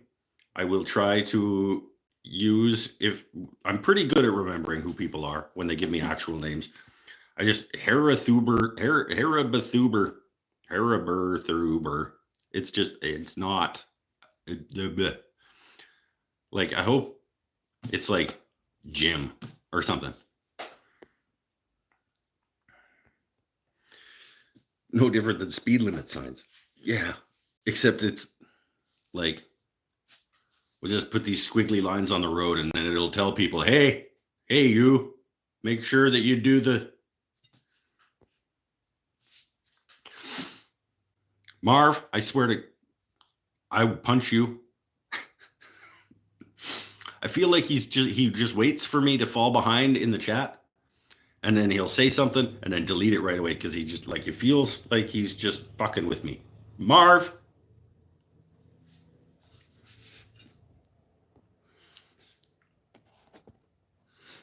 Herb. Okay, Herb I can do, I think. Haribathuber. Herb. This one I can probably do. Ty's here. Not Tyler Peterson Ty. Different Ty. Haven't seen that guy for a while. Friend's off, I guess. I have a friend that has dairy beef cattle business. Plus, I find lots of it in the woods around here. Oh, somebody was asking you about bone. That's right. This conversation about traffic paint makes me think of the Roadrunner and Coyote comic. Yeah, well, just didn't somebody just fool a Tesla by like painting a picture of a road on the wall and then running the Tesla into it on autopilot? Yeah, that could just be nonsense. It could just be fake garbage social media things that came through in my feed one day. But it was believable. I'm not going to say that it happened for sure, because believe it or not, you guys, I don't know. This may be new information to you, but not everything that you see in your social media feed actually happened.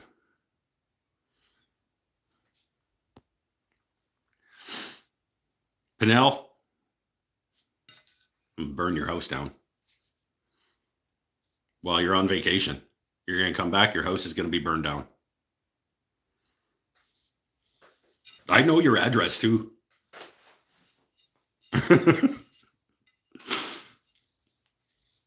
Unfortunately, I am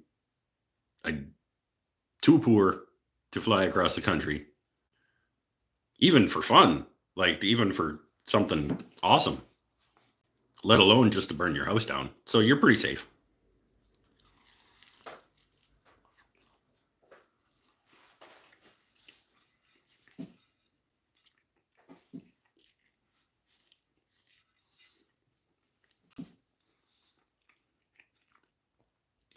You just ruined my life. I thought everything on social media was true. I'm sorry. But maybe the thing that I just said is one of the things that isn't true. So everything is actually true. But then the thing that I said would be true. Hold on. The thing that I said has to be true, because if some things can be not true, wait.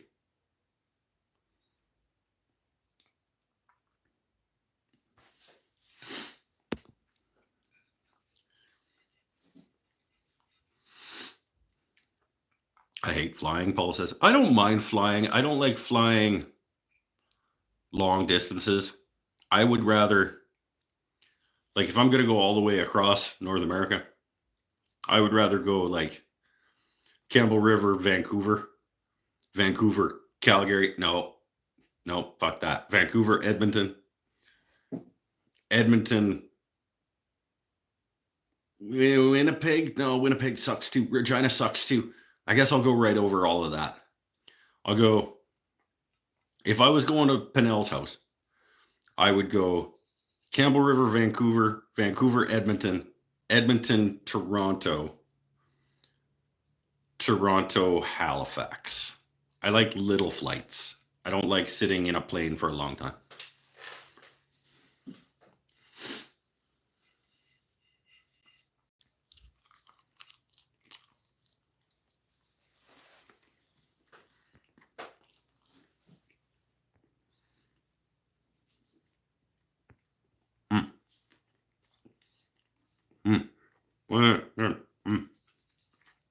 If I send you a sticker for Walter Petars, are you going to stick it on something? I'm going to stick it on my bandsaw.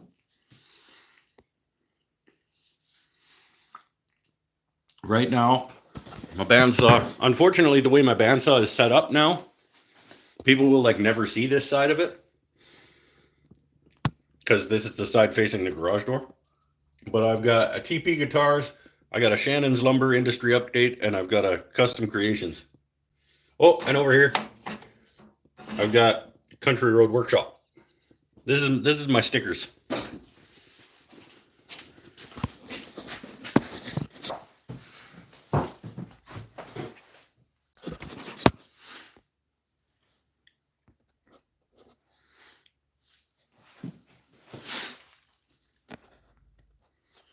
Vancouver to Toronto on the big plane. Now, I've done Vancouver to Toronto. I did not like it. Vancouver to Toronto is better than Toronto to Vancouver, though. Because, like, it's way shorter with the wind. I think is why. Or maybe it's the time change. Maybe it actually wasn't way shorter, and it was just the time change. It felt shorter.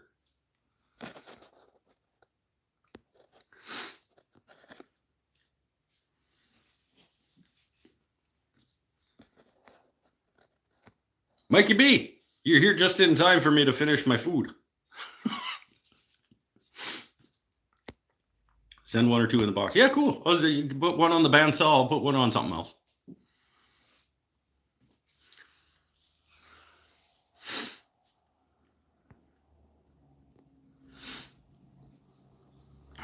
Van to Toronto is shorter due to the rotation of the Earth and because you're flying with the wind, I think.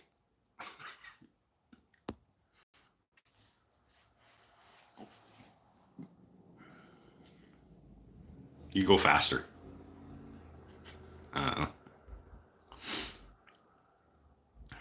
What kind of beverages do people drink in Minneapolis? Mini sodas. Oh, hey-oh. That's better than most of Paul's. What have I missed tonight? I made steak tacoritos. It's like a steak taco burrito with cream cheese and cheddar, and it's delicious, is what it is. We've been talking about making stuff. We've been troubleshooting the bearing problem on my lathe, what we think is a bearing problem on my lathe.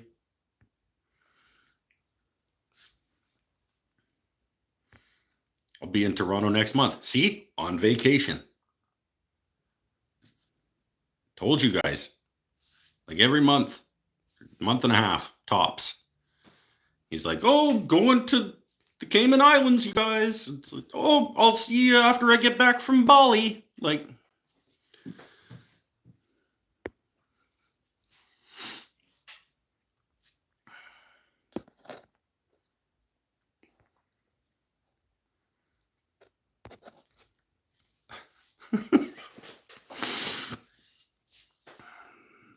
the Laguna? No, the Nova. It started making a clicky click when I was doing the cherry bowl. Just a little. I changed the belt to slower speed to do sanding, and it started going tick, tick, tick, tick, tick, tick, tick, tick. And I was like, oh, maybe I didn't get the belt put on quite properly, and it's like running a little weird. But it hasn't gone away since I did that, and we were talking about it, and we were over there listening to it, and everybody thinks that it's the bearing.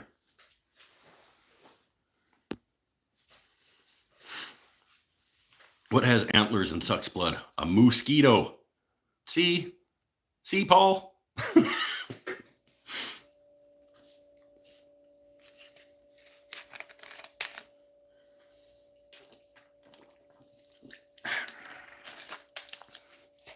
Minnesota makes so many beers. Minnesota doesn't make any beers. Just factually inaccurate.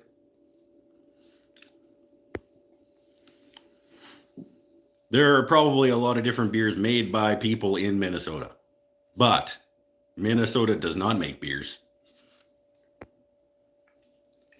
Maybe it needs an oil change. Oil! That was okay. That was all right. But only because nobody except us knows why that's funny.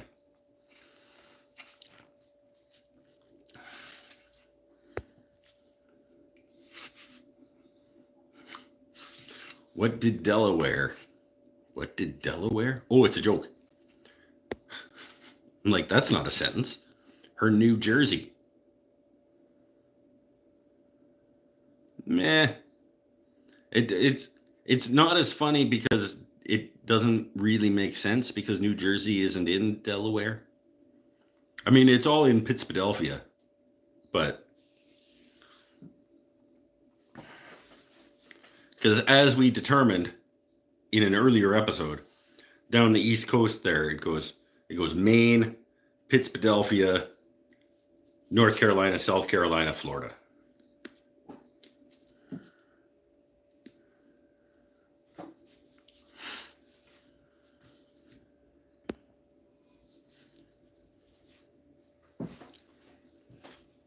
It's a neighboring state, brother. No, it isn't. It's all one.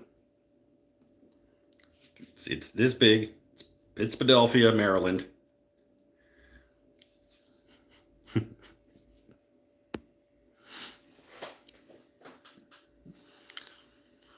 What's a Canadian ghost's favorite food.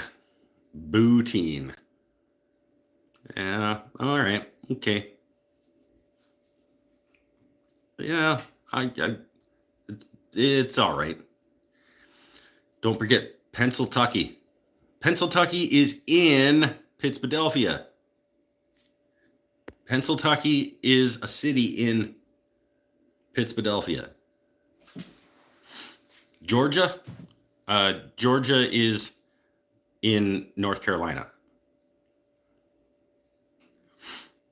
I know that because that's where they hold the Masters. Is in Augusta, Georgia, North Carolina.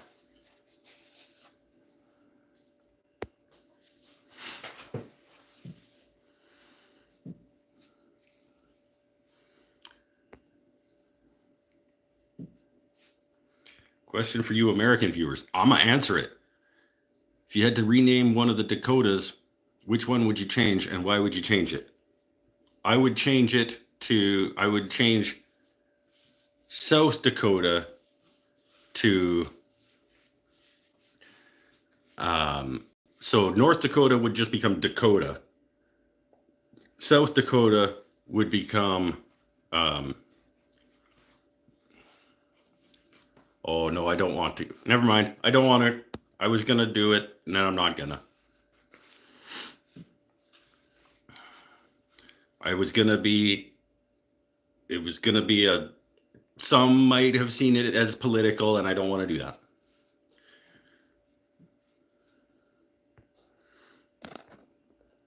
I'm confuzzled by your map. It makes total sense. Maine, Pittsburgh, Maryland, North Carolina, South Carolina, Florida.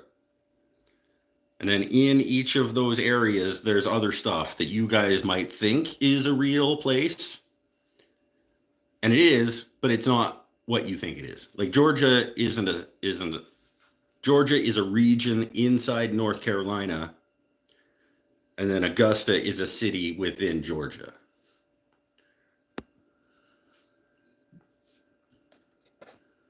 Merge them to be Dakota. Yeah, sure. Just call them all Dakota. Yeah, put them together, Dakota. They can all be one place. They're cool. I went there. We did a tour down through there. I gotta say, you guys, okay. That fucking, like, when you guys carved the faces in the side of the hill, like, you make that seem like a way bigger deal than it really is. Like, it's really not that grandiose and amazing when you see it in real life. You're like, yep, they sure did carve those faces in the side of that hill.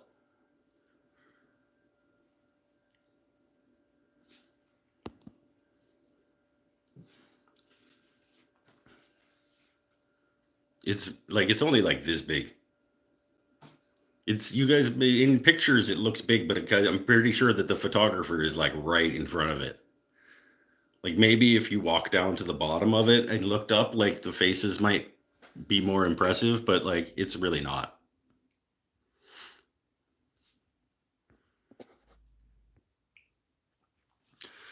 Oh, Marv said something that he didn't backsies. Look out. I was in the ER Tuesday because my doc was worried my BP, my Boston Pizza, was so high that I was having a stroke. But I think that's actually happening now because of Pittsburgh. Speaking of weird medical things happening, twice now, I've just like randomly gone blind in my left eye. Just like, you know, like sometimes you stand up and you get a little sort of like head rush wooziness and things are a little foggy for a second.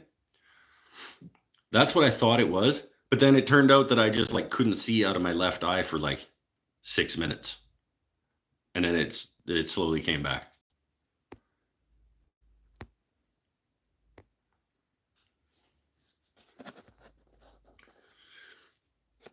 Georgia might have an opinion about that. They can have all the opinions they want. As long as they keep the Masters tournament running, it doesn't really matter what else they do. It's really the only thing, I think that's the only thing that Georgia is actually good for,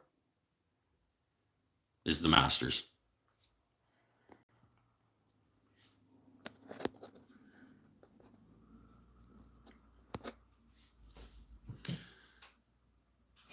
Since there's only one of me, does that make me endangered or limited edition? I would say limited edition because endangered implies that there were once many and now there aren't. And Coca-Cola? Yeah. But they could make Coca-Cola not in Georgia and it would still be delicious. They couldn't hold the Masters not at Augusta and have it still be the Masters.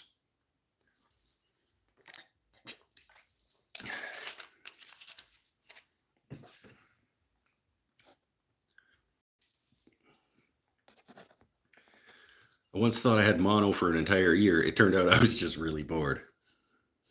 Nice. 3 wooden things and stuff points to anybody other than Pinnell that gets the reference. I once thought I had mono for an entire year. It turned out I was just really bored.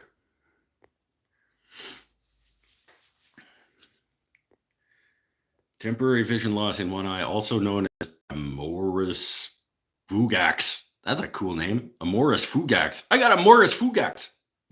Is a medical emergency. No, it isn't. I'm still fine. Because by a blockage in the arteries supplying blood to the eye and requires immediate medical attention to prevent permanent vision loss. Well, that's not what I had then, because if it requires immediate medical attention to prevent permanent vision loss, then that's not what I had, because everything's fine.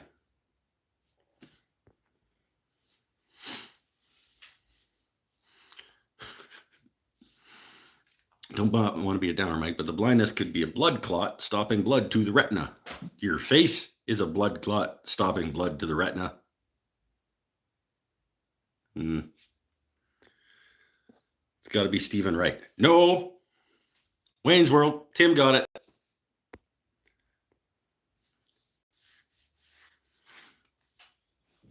When you lose vision in one eye for 6 minutes, things are not fine. I mean, they were fine after. Like now, they're okay. I can see fine now.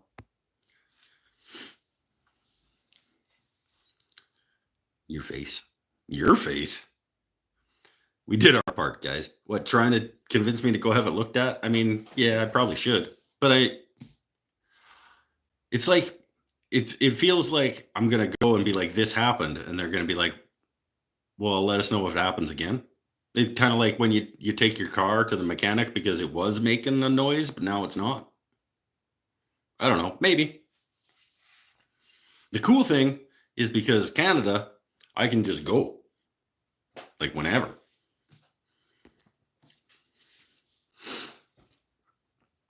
For nothing. Call an adult, jackass. You're not in charge of me.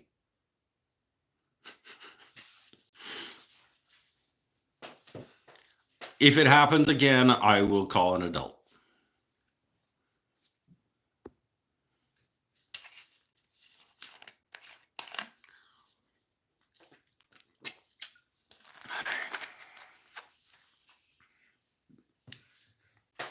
Same in Australia. It's the same in like every country that gives a shit about it itself.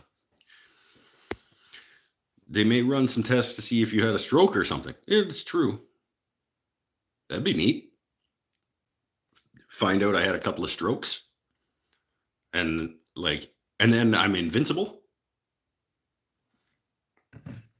I'd find out that I can just have strokes and be fine. Like, that's a superpower.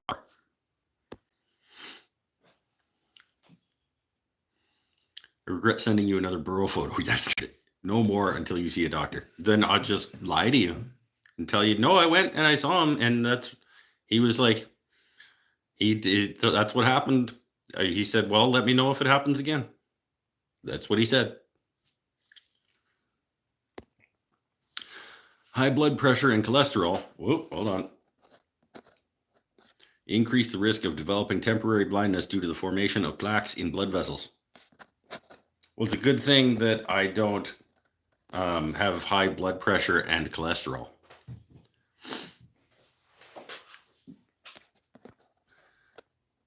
Amoris fugax. I love that. Amoris fugax, temporary loss of vision in one eye lasting up to 30 minutes. Often described as curtain falling over the eye. Yeah, I mean, it was like, I was like, well, things look weird. And then I went like this, and everything looked fine. And then I went like this, and I could not see anything. So I was like, this eye is not working. Huh. That's odd. And then I just like waited for a bit, and it came back.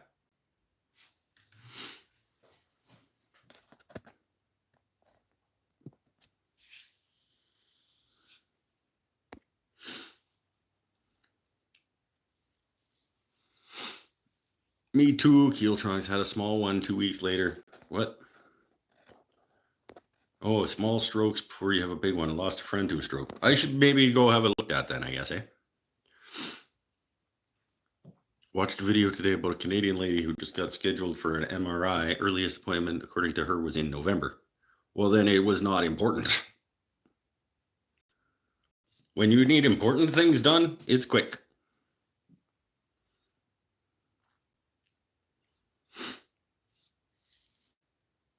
Like they triage things pretty effectively.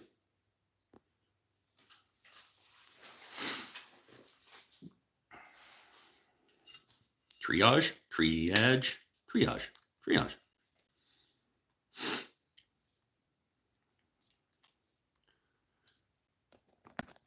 Todd, did that birdhouse body fly right up at your face when it flew off? What? Story time. Story time. Birdhouse flying at faces. Rebooted the eye and it was fine. Yeah, I just had to wait for the spinning wheel to stop. It was one of those, like, there was just too much going on, and the your wheel on your computer, when it's like, nope, you have to wait for a second. That's what it was.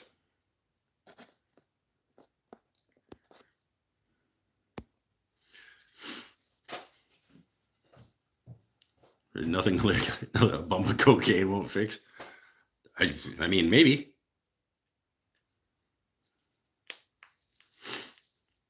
Left eye was buffering. That's what it was doing. It was just like there was too much. That's one of the problems with being so super smart, is that sometimes there's like way too much happening, and then other things kind of like have to they're like buffering, basically, right? There's just too much information, and then my eye like has to do a thing.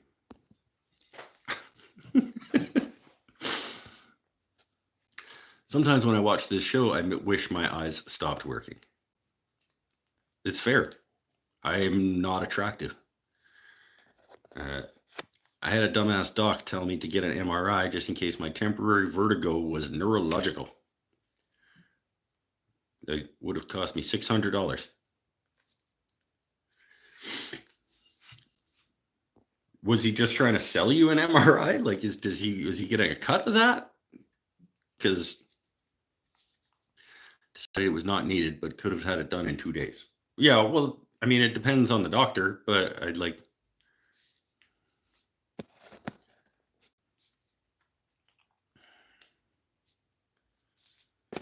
I'm fine, thank you very much. I'm glad that you're fine.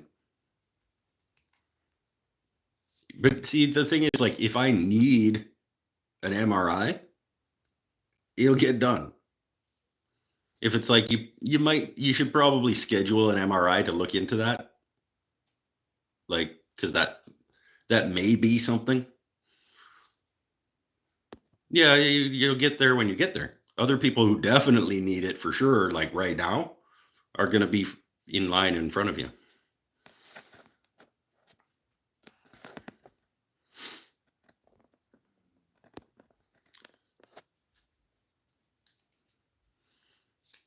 Literally set it on the lathe and walked out of the shop. There was a flying birdhouse. I missed the flying birdhouse.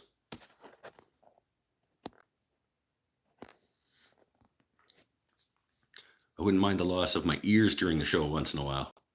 That's how I feel when you start drumming. It was there was something there. There was a nugget of a joke. It just didn't really come to fruition, I guess.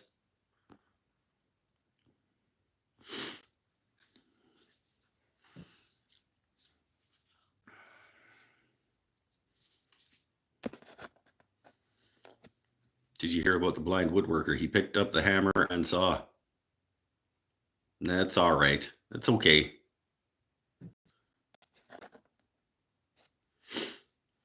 He was clueless and told me it would not be that expensive. Well, because, yeah, for a doctor, when the doctor says, yeah, it's probably not that expensive, like $600. The doctor probably is making $377,000 a year. So $600 is not that expensive. Like regular people, that's expensive, man.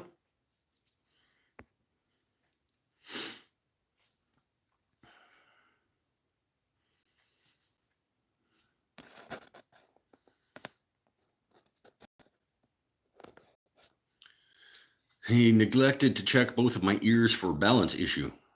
He's one of those old geezer, old school docs who doesn't listen. I waited for the balance testing, which cost less than his bill. I could do a balance test for you. I just give you a good shove and see if you fall over.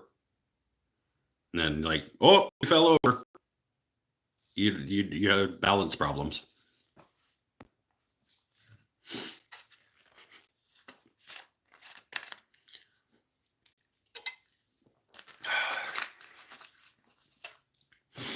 Smoke. Speaking of things that are healthy and good for you.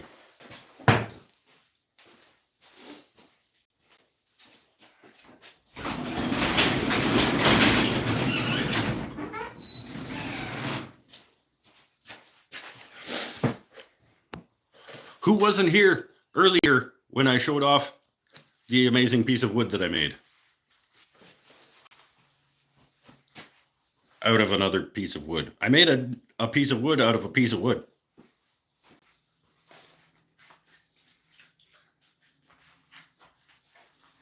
And I think I'm more proud of it than I should be, really. I think I'm more proud of this piece of wood than I should be for it just being a piece of wood.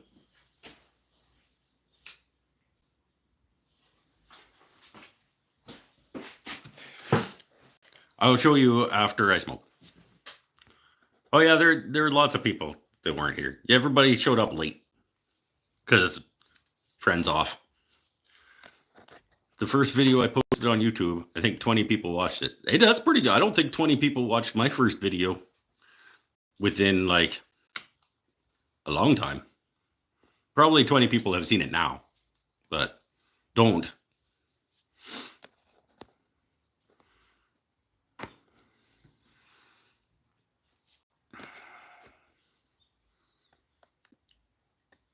Yeah, okay, I'll show the fancy. It's not that fancy. It's just it's an exceptionally created piece of wood. It's not an exceptional piece of wood. It's been exceptionally created.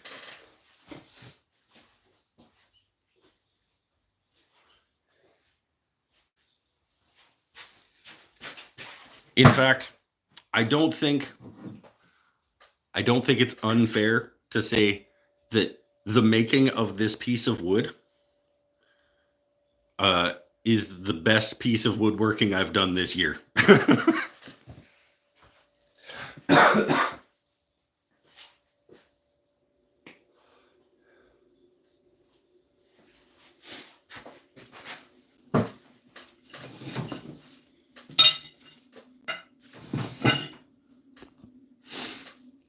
$600 would have scared. It's a good point. $600 would have scared the vertigo out of me. That's probably what fixed the problem.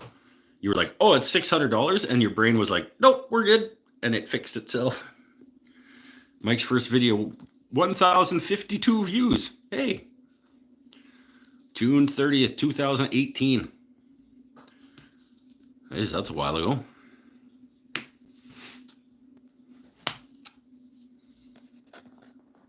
All right, later, Keel. I watched the latest Stumpy video while washing dishes. Clickbait got me. Yeah, that's because that's what he does. It has to be the worst video he's made. Well, that's tough.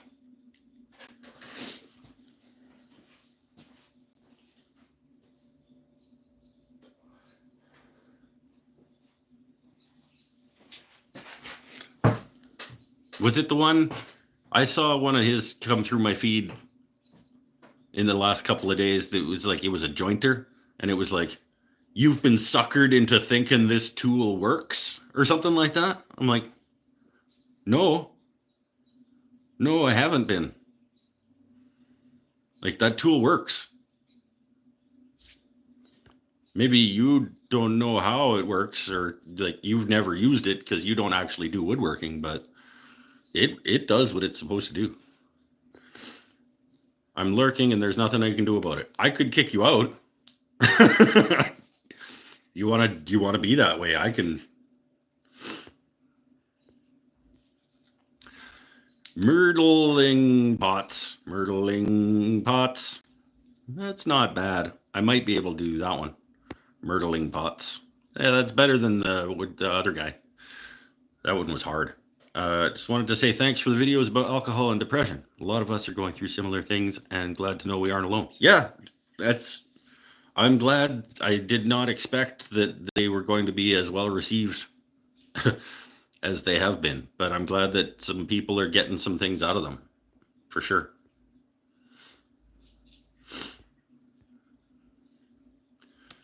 You gotta watch You Won't Believe. Yeah, it's any video that's like, oh no, you'll never, or like you can't do this, like, it's all just garbage.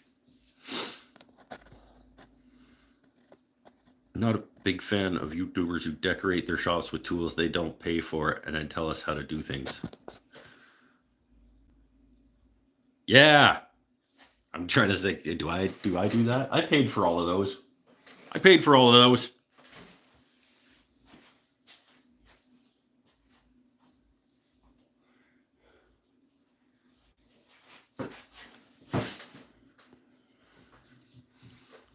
Is there an example here in the room with us?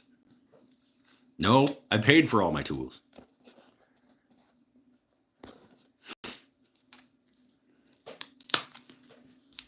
And some of them I use. Never seen him use any of them. But I'm not going to do that whole thing again.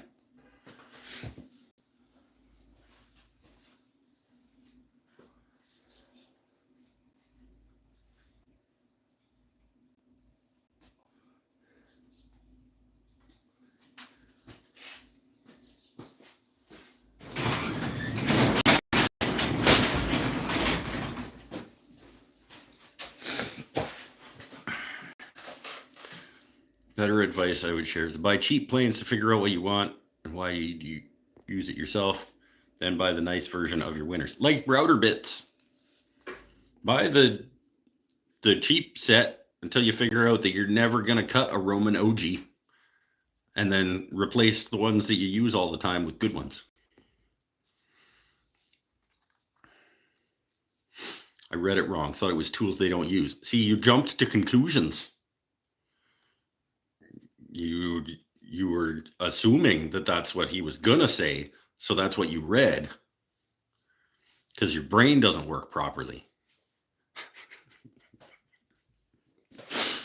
when you're on vacation, like you clearly are.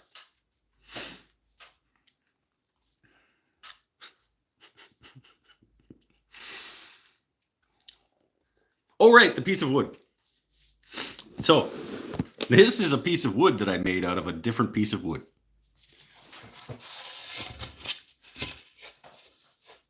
Look how pretty it is. This is a book matched piece of sapele panel that I've made. It is about 3/16 of an inch thick. about 10.5 inches wide and about 27 inches long. And watch. You can, like, how flat it is. You can hear how flat it is when it hits the bench. Like, dead flat.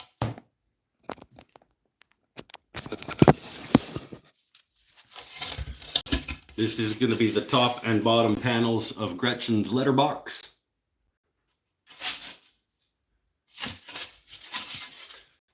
And I am probably prouder of it than I should be.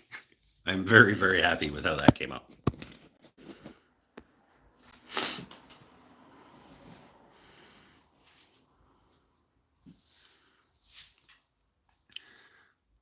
How many of us here have you seen used tools, though? It's true.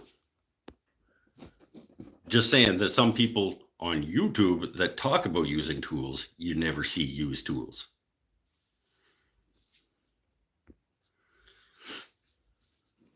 Maybe Stumpy makes all kinds of projects and just doesn't share them.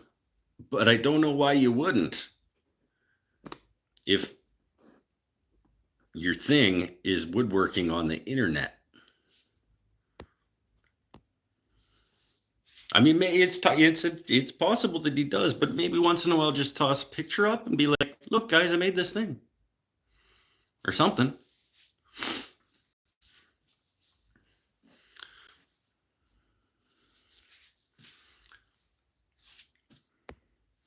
It's true, I have seen Mikey B use tools. I saw you use that janky ass table saw in Seth's backyard that I was like, I'm going out front. Like, I'm not even going to be in the same, like, quarter acre of property as that thing running. Nope.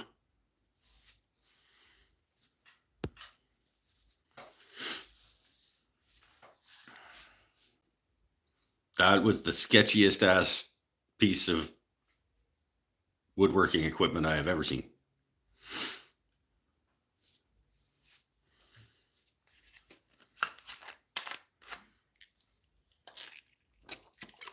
Actually, I'm trying to remember if I did see you use it. I think we maybe all decided that that was not a tool we should use.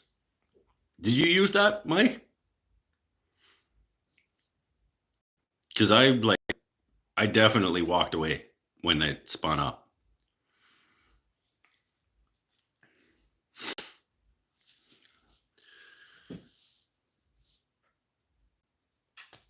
Oh yeah, but I've got my janky ass table saw license. Oof. Nope.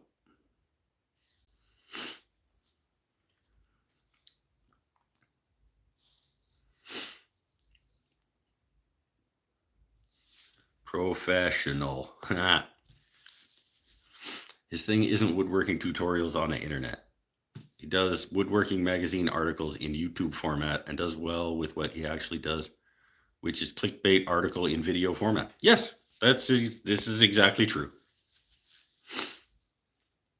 I'm not saying he's not good at what he does. That's not at all what I'm saying. He is very good at what he does. Hundreds of thousands of people watch him do what he does. I just don't get it. I don't know why. I know why he does it, because hundreds of thousands of people watch him do it, but I don't know why that happens. Drinking Georgia juice from North Carolina.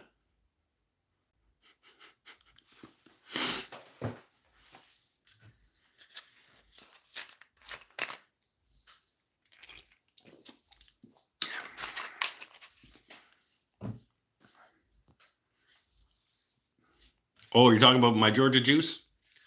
This is my Georgia juice from Atlanta, Georgia, North Carolina.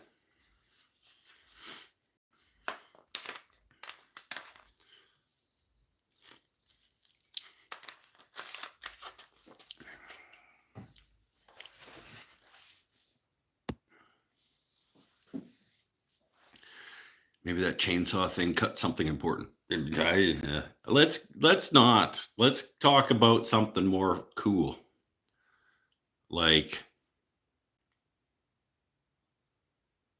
I don't know. It's probably just about time to start wrapping it up. It's 2.5 hours in. Oh, that's probably lots. I haven't finished my taquerito, and then probably go to bed. Got to teach resin ocean charcuterie boards tomorrow.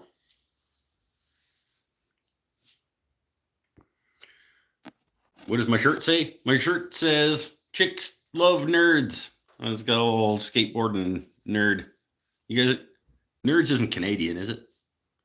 The little candy, little nerds. You guys know what nerds are? The candy. It's a chicks love nerds.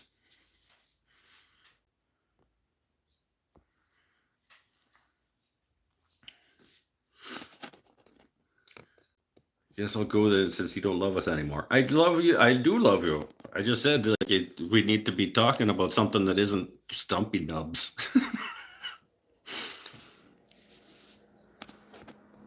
Where's Texas on your map? Is down in the south in the middle. We go down the side, we already did. And then across the bottom, it goes, so we got down to Florida. And then across the bottom, it goes Louisiana, Texas,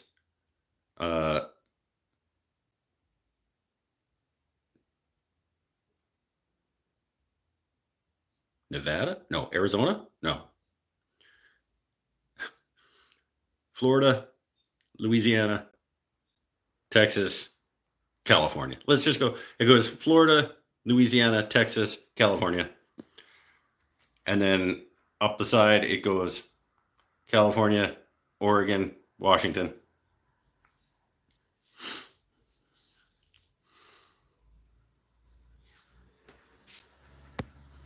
New Mexico is in there. It's like New Mexico, Utah, Arizona. Is it Uzerata? New Zonata. That's that area there. Just left or just right of California is New Zonata. And then Idaho is above New Zonata.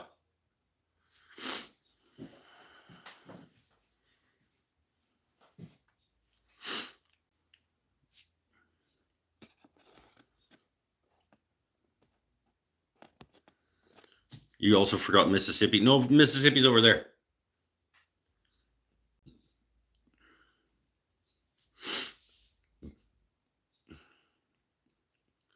Cool. I was surprised it took you so long to get to California. Well, I was going to put something else in the middle, but it might as well not be. Like it goes, we'll just skip that. And then New Zonata can be that area. And then above New Zonata, you got Idaho, and then Montana, Wyoming, Dakota, which we just decided tonight is now just one place. And then Minnetonka.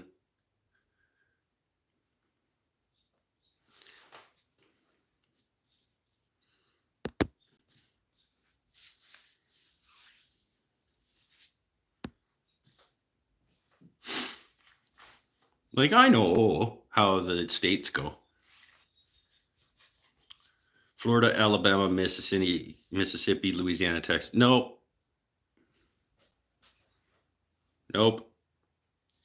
Florida, Louisiana, Texas, California. Alabama, Mississippi is in Louisiana.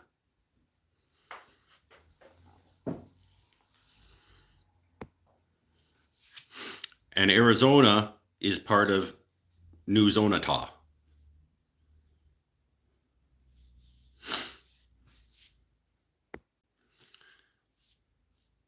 Please don't start quizzing us on Canadian provinces. Oh, I know.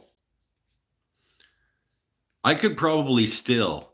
We learn in Canada, our education system is actually pretty good. Like, I probably could still do most of the American state capitals.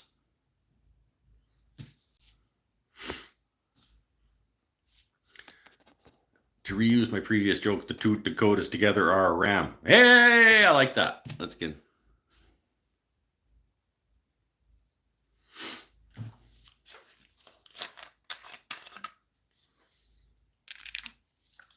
At first, I was surprised how much Canadians knew about the U.S. Now it makes sense. Don't.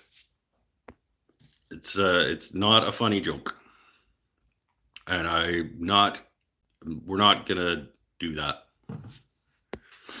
Your new prime minister sucks. I don't know. It seems pretty smart. British Columbia is part of Alberta. It's not. Saskatchewan is, I think. Sometimes Saskatchewan is, and sometimes Saskatchewan's part of Manitoba for half the year. Saskatchewan swaps back and forth between whether it's part of Alberta or Manitoba.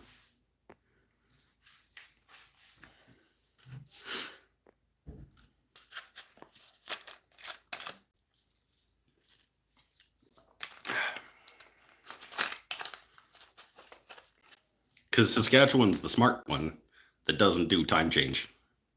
They're just like, nope, we're going to leave our clocks. Thanks very much. You guys can all move around. We'll just...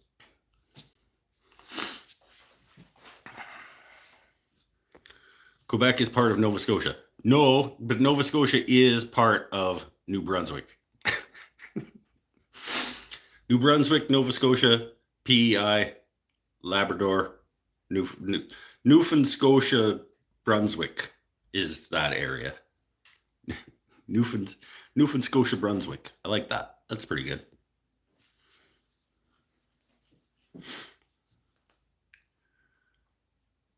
Gonna go for real now. Okay, later, Paul. I'm right, you're wrong. Well, you can think that if you like.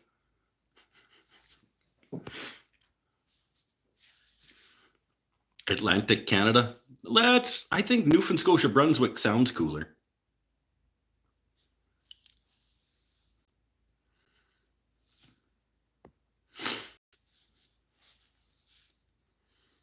I mean, we did determine that PEI should not and therefore isn't its own thing. So it can be part of Newfoundland Scotia, Brunswick.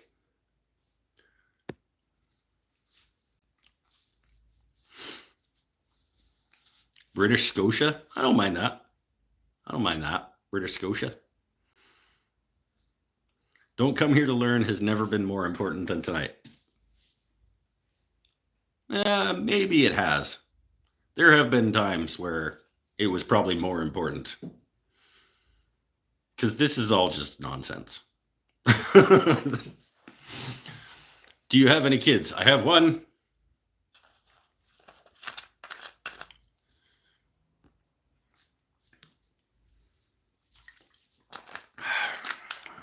He's sick of my shit too, though. No, he's good.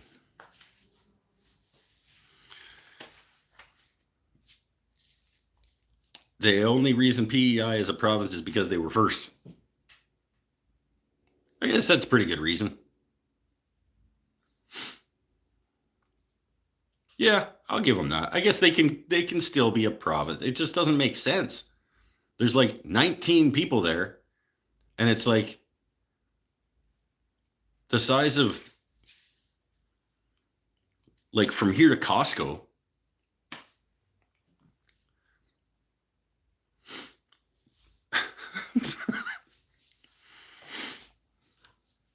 But, whatever, you were first, you can be a province.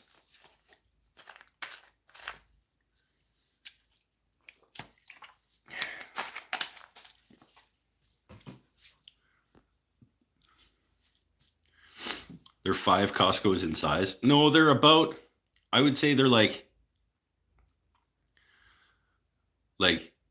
34 football fields big. They're a decent sized lot for sure. Like if you were gonna buy a lot, that one would be a good size.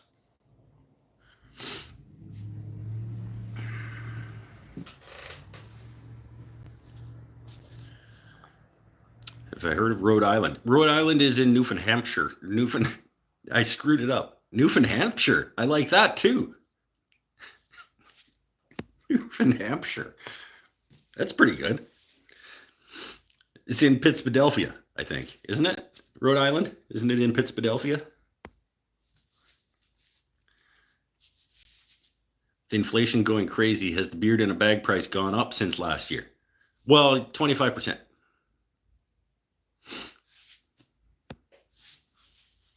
I don't get paid anymore, but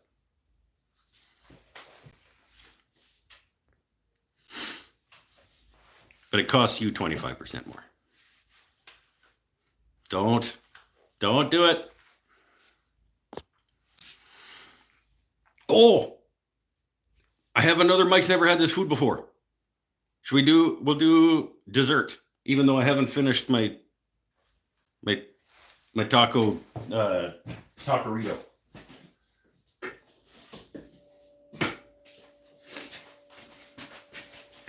Okay. I'm not going to get the sign and everything, but tonight's episode of Mike's Never Had This Food Before, I don't have a lot of confidence in.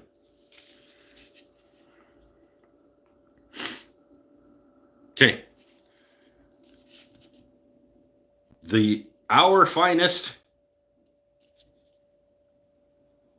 strawberry crisp. I need the sign. Okay, hold on. I don't even know if I still have it. I might have thrown it out because it was getting wrecked.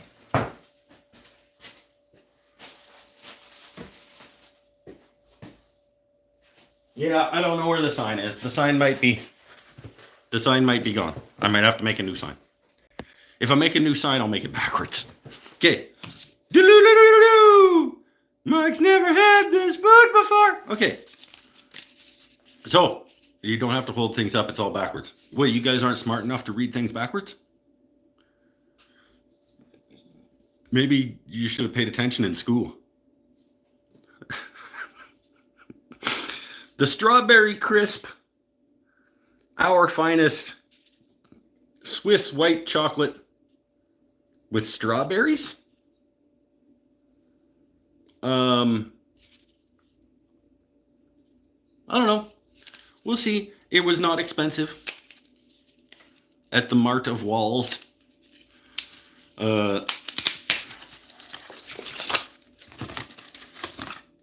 Nutritionalizing information. Created in Switzerland, our finest strawberry crisp Swiss white chocolate bar is made with fair trade certified cocoa. Each ingredient bar marries the deliciously distinct flavors of luscious white chocolate with the irresistible sweetness of crispy strawberry pieces. Crispy strawberry pieces? How do they make the strawberry crispy? Anyway, 40 grams of, nope, 40 per 4 grams. I was like, there's 40 grams of nutrition per 4 squares or 40 grams. So that's one serving, 4 squares. 12 grams of fat, 7 of which is saturated. 25% of your daily sugar intake in 4 grams of this. So yeah, it's pretty good for you. So it's not very sodium. It's not 30 milligrams of sodium, 1%. It's got some calcium. Ingredients: sugar, cocoa butter, skim milk powder. Oh, boo, skim milk. Boo. Who cares? Butter fat. There we go. Dried strawberries, soy lecithin. Natural flavor. I always like, tell me what the natural flavor is, but whatever. Okay. Let's try it. It's not very sodium. Yeah. So, the strawberry crisp Swiss white chocolate. Let's give it a go. I don't have high expectations because I'm not really a white chocolate guy. White chocolate isn't really my favorite thing. I don't hate it, but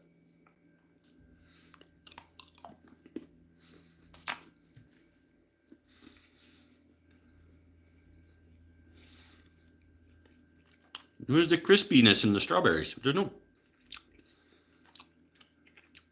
They'll just lie to me and say that the strawberries are crispy.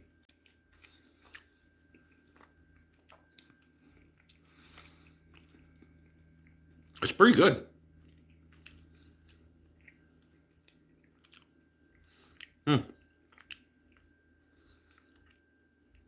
This is far better than it should be because I'm not really a white chocolate guy. This is good. This is certainly not unpleasant. It's definitely above not unpleasant.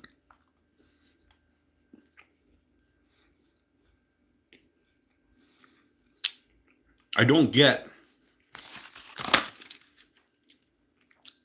the crisp. It's called strawberry crisp.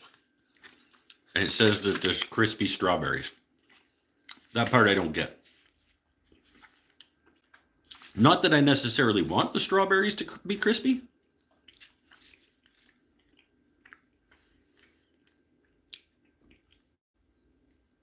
But with distinct flavors of luscious white chocolate with the irresistible sweetness of crispy strawberry pieces. Like maybe they were crispy when they went into the white chocolate, and then the white chocolate made them not be crispy anymore.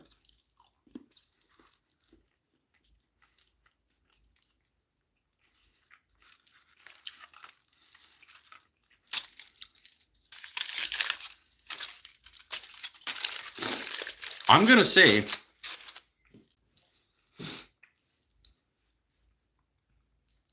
this is significantly better than it should be.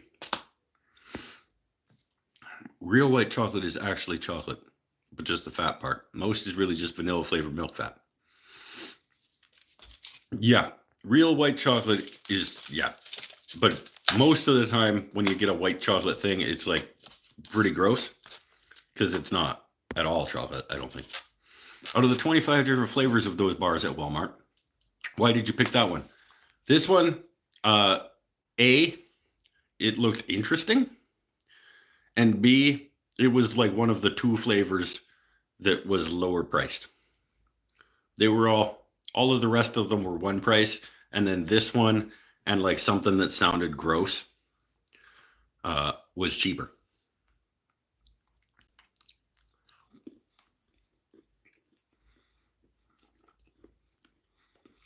And this one I thought looked at least interesting. I might not like it, but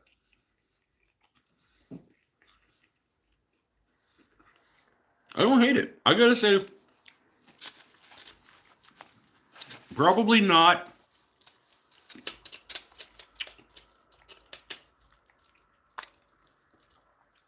a would buy again, but better than expected, better than it should be, and not altogether unpleasant.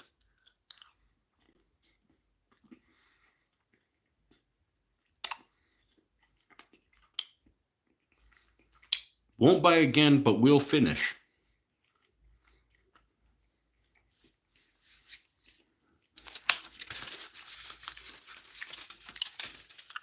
Six.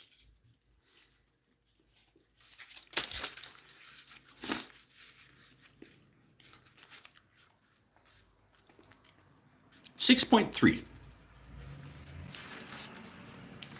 Strawberry crisp.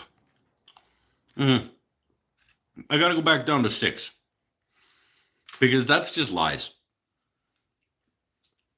You lose some points for just lying to me because there's nothing crisp about this. And you say it both in the name of the thing and in the description of the thing.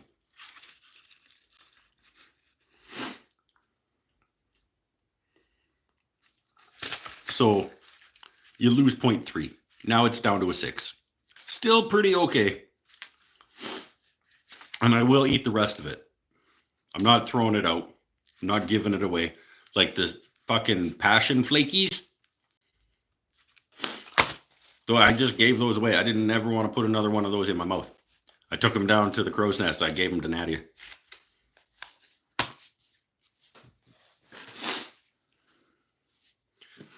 plain milk chocolate flavor in those bars are decent. Well, okay, so it's a quality unit. I mean, it's Switzerland. Like, they know how to make chocolate in Switzerland. They were crispy. Those are past their best by date. So, oh, did I? Nope. But almost, it's coming up on it. April 20th, 2025.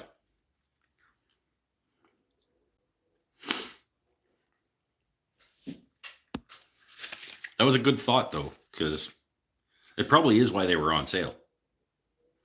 Because that's not all that far away from now.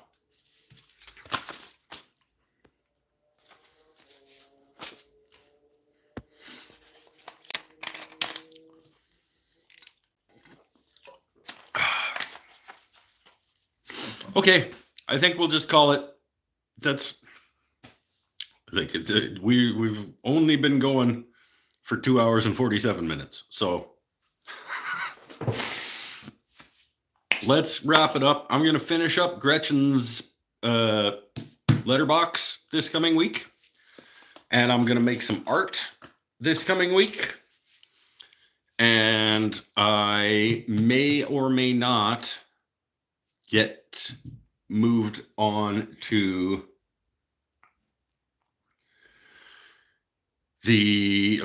Gretchen's box, some art, and then either shop stool or the finishing the wall cabinet with the door and the drawers.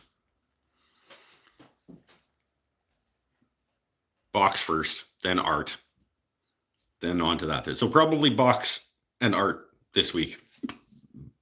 Finish the box, make some art, and then week after, either shop stool, give back into the shop stool, or back into the wall cabinet.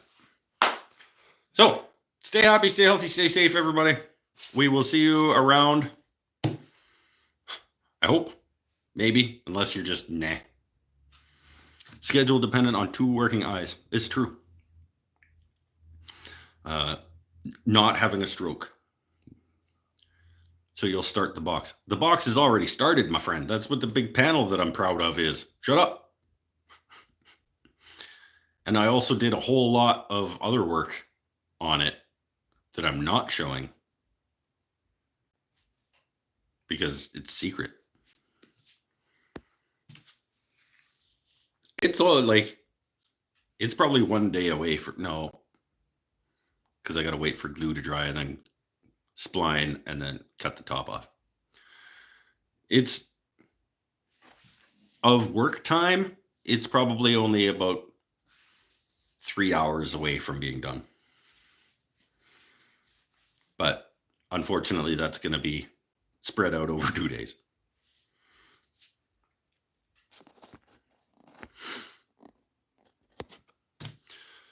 Bye for now. I'm going to finish these taco Ritos. I'm going to go to sleep. I'm going to teach resin class tomorrow night. Monday, I'm going to get back to work on some things.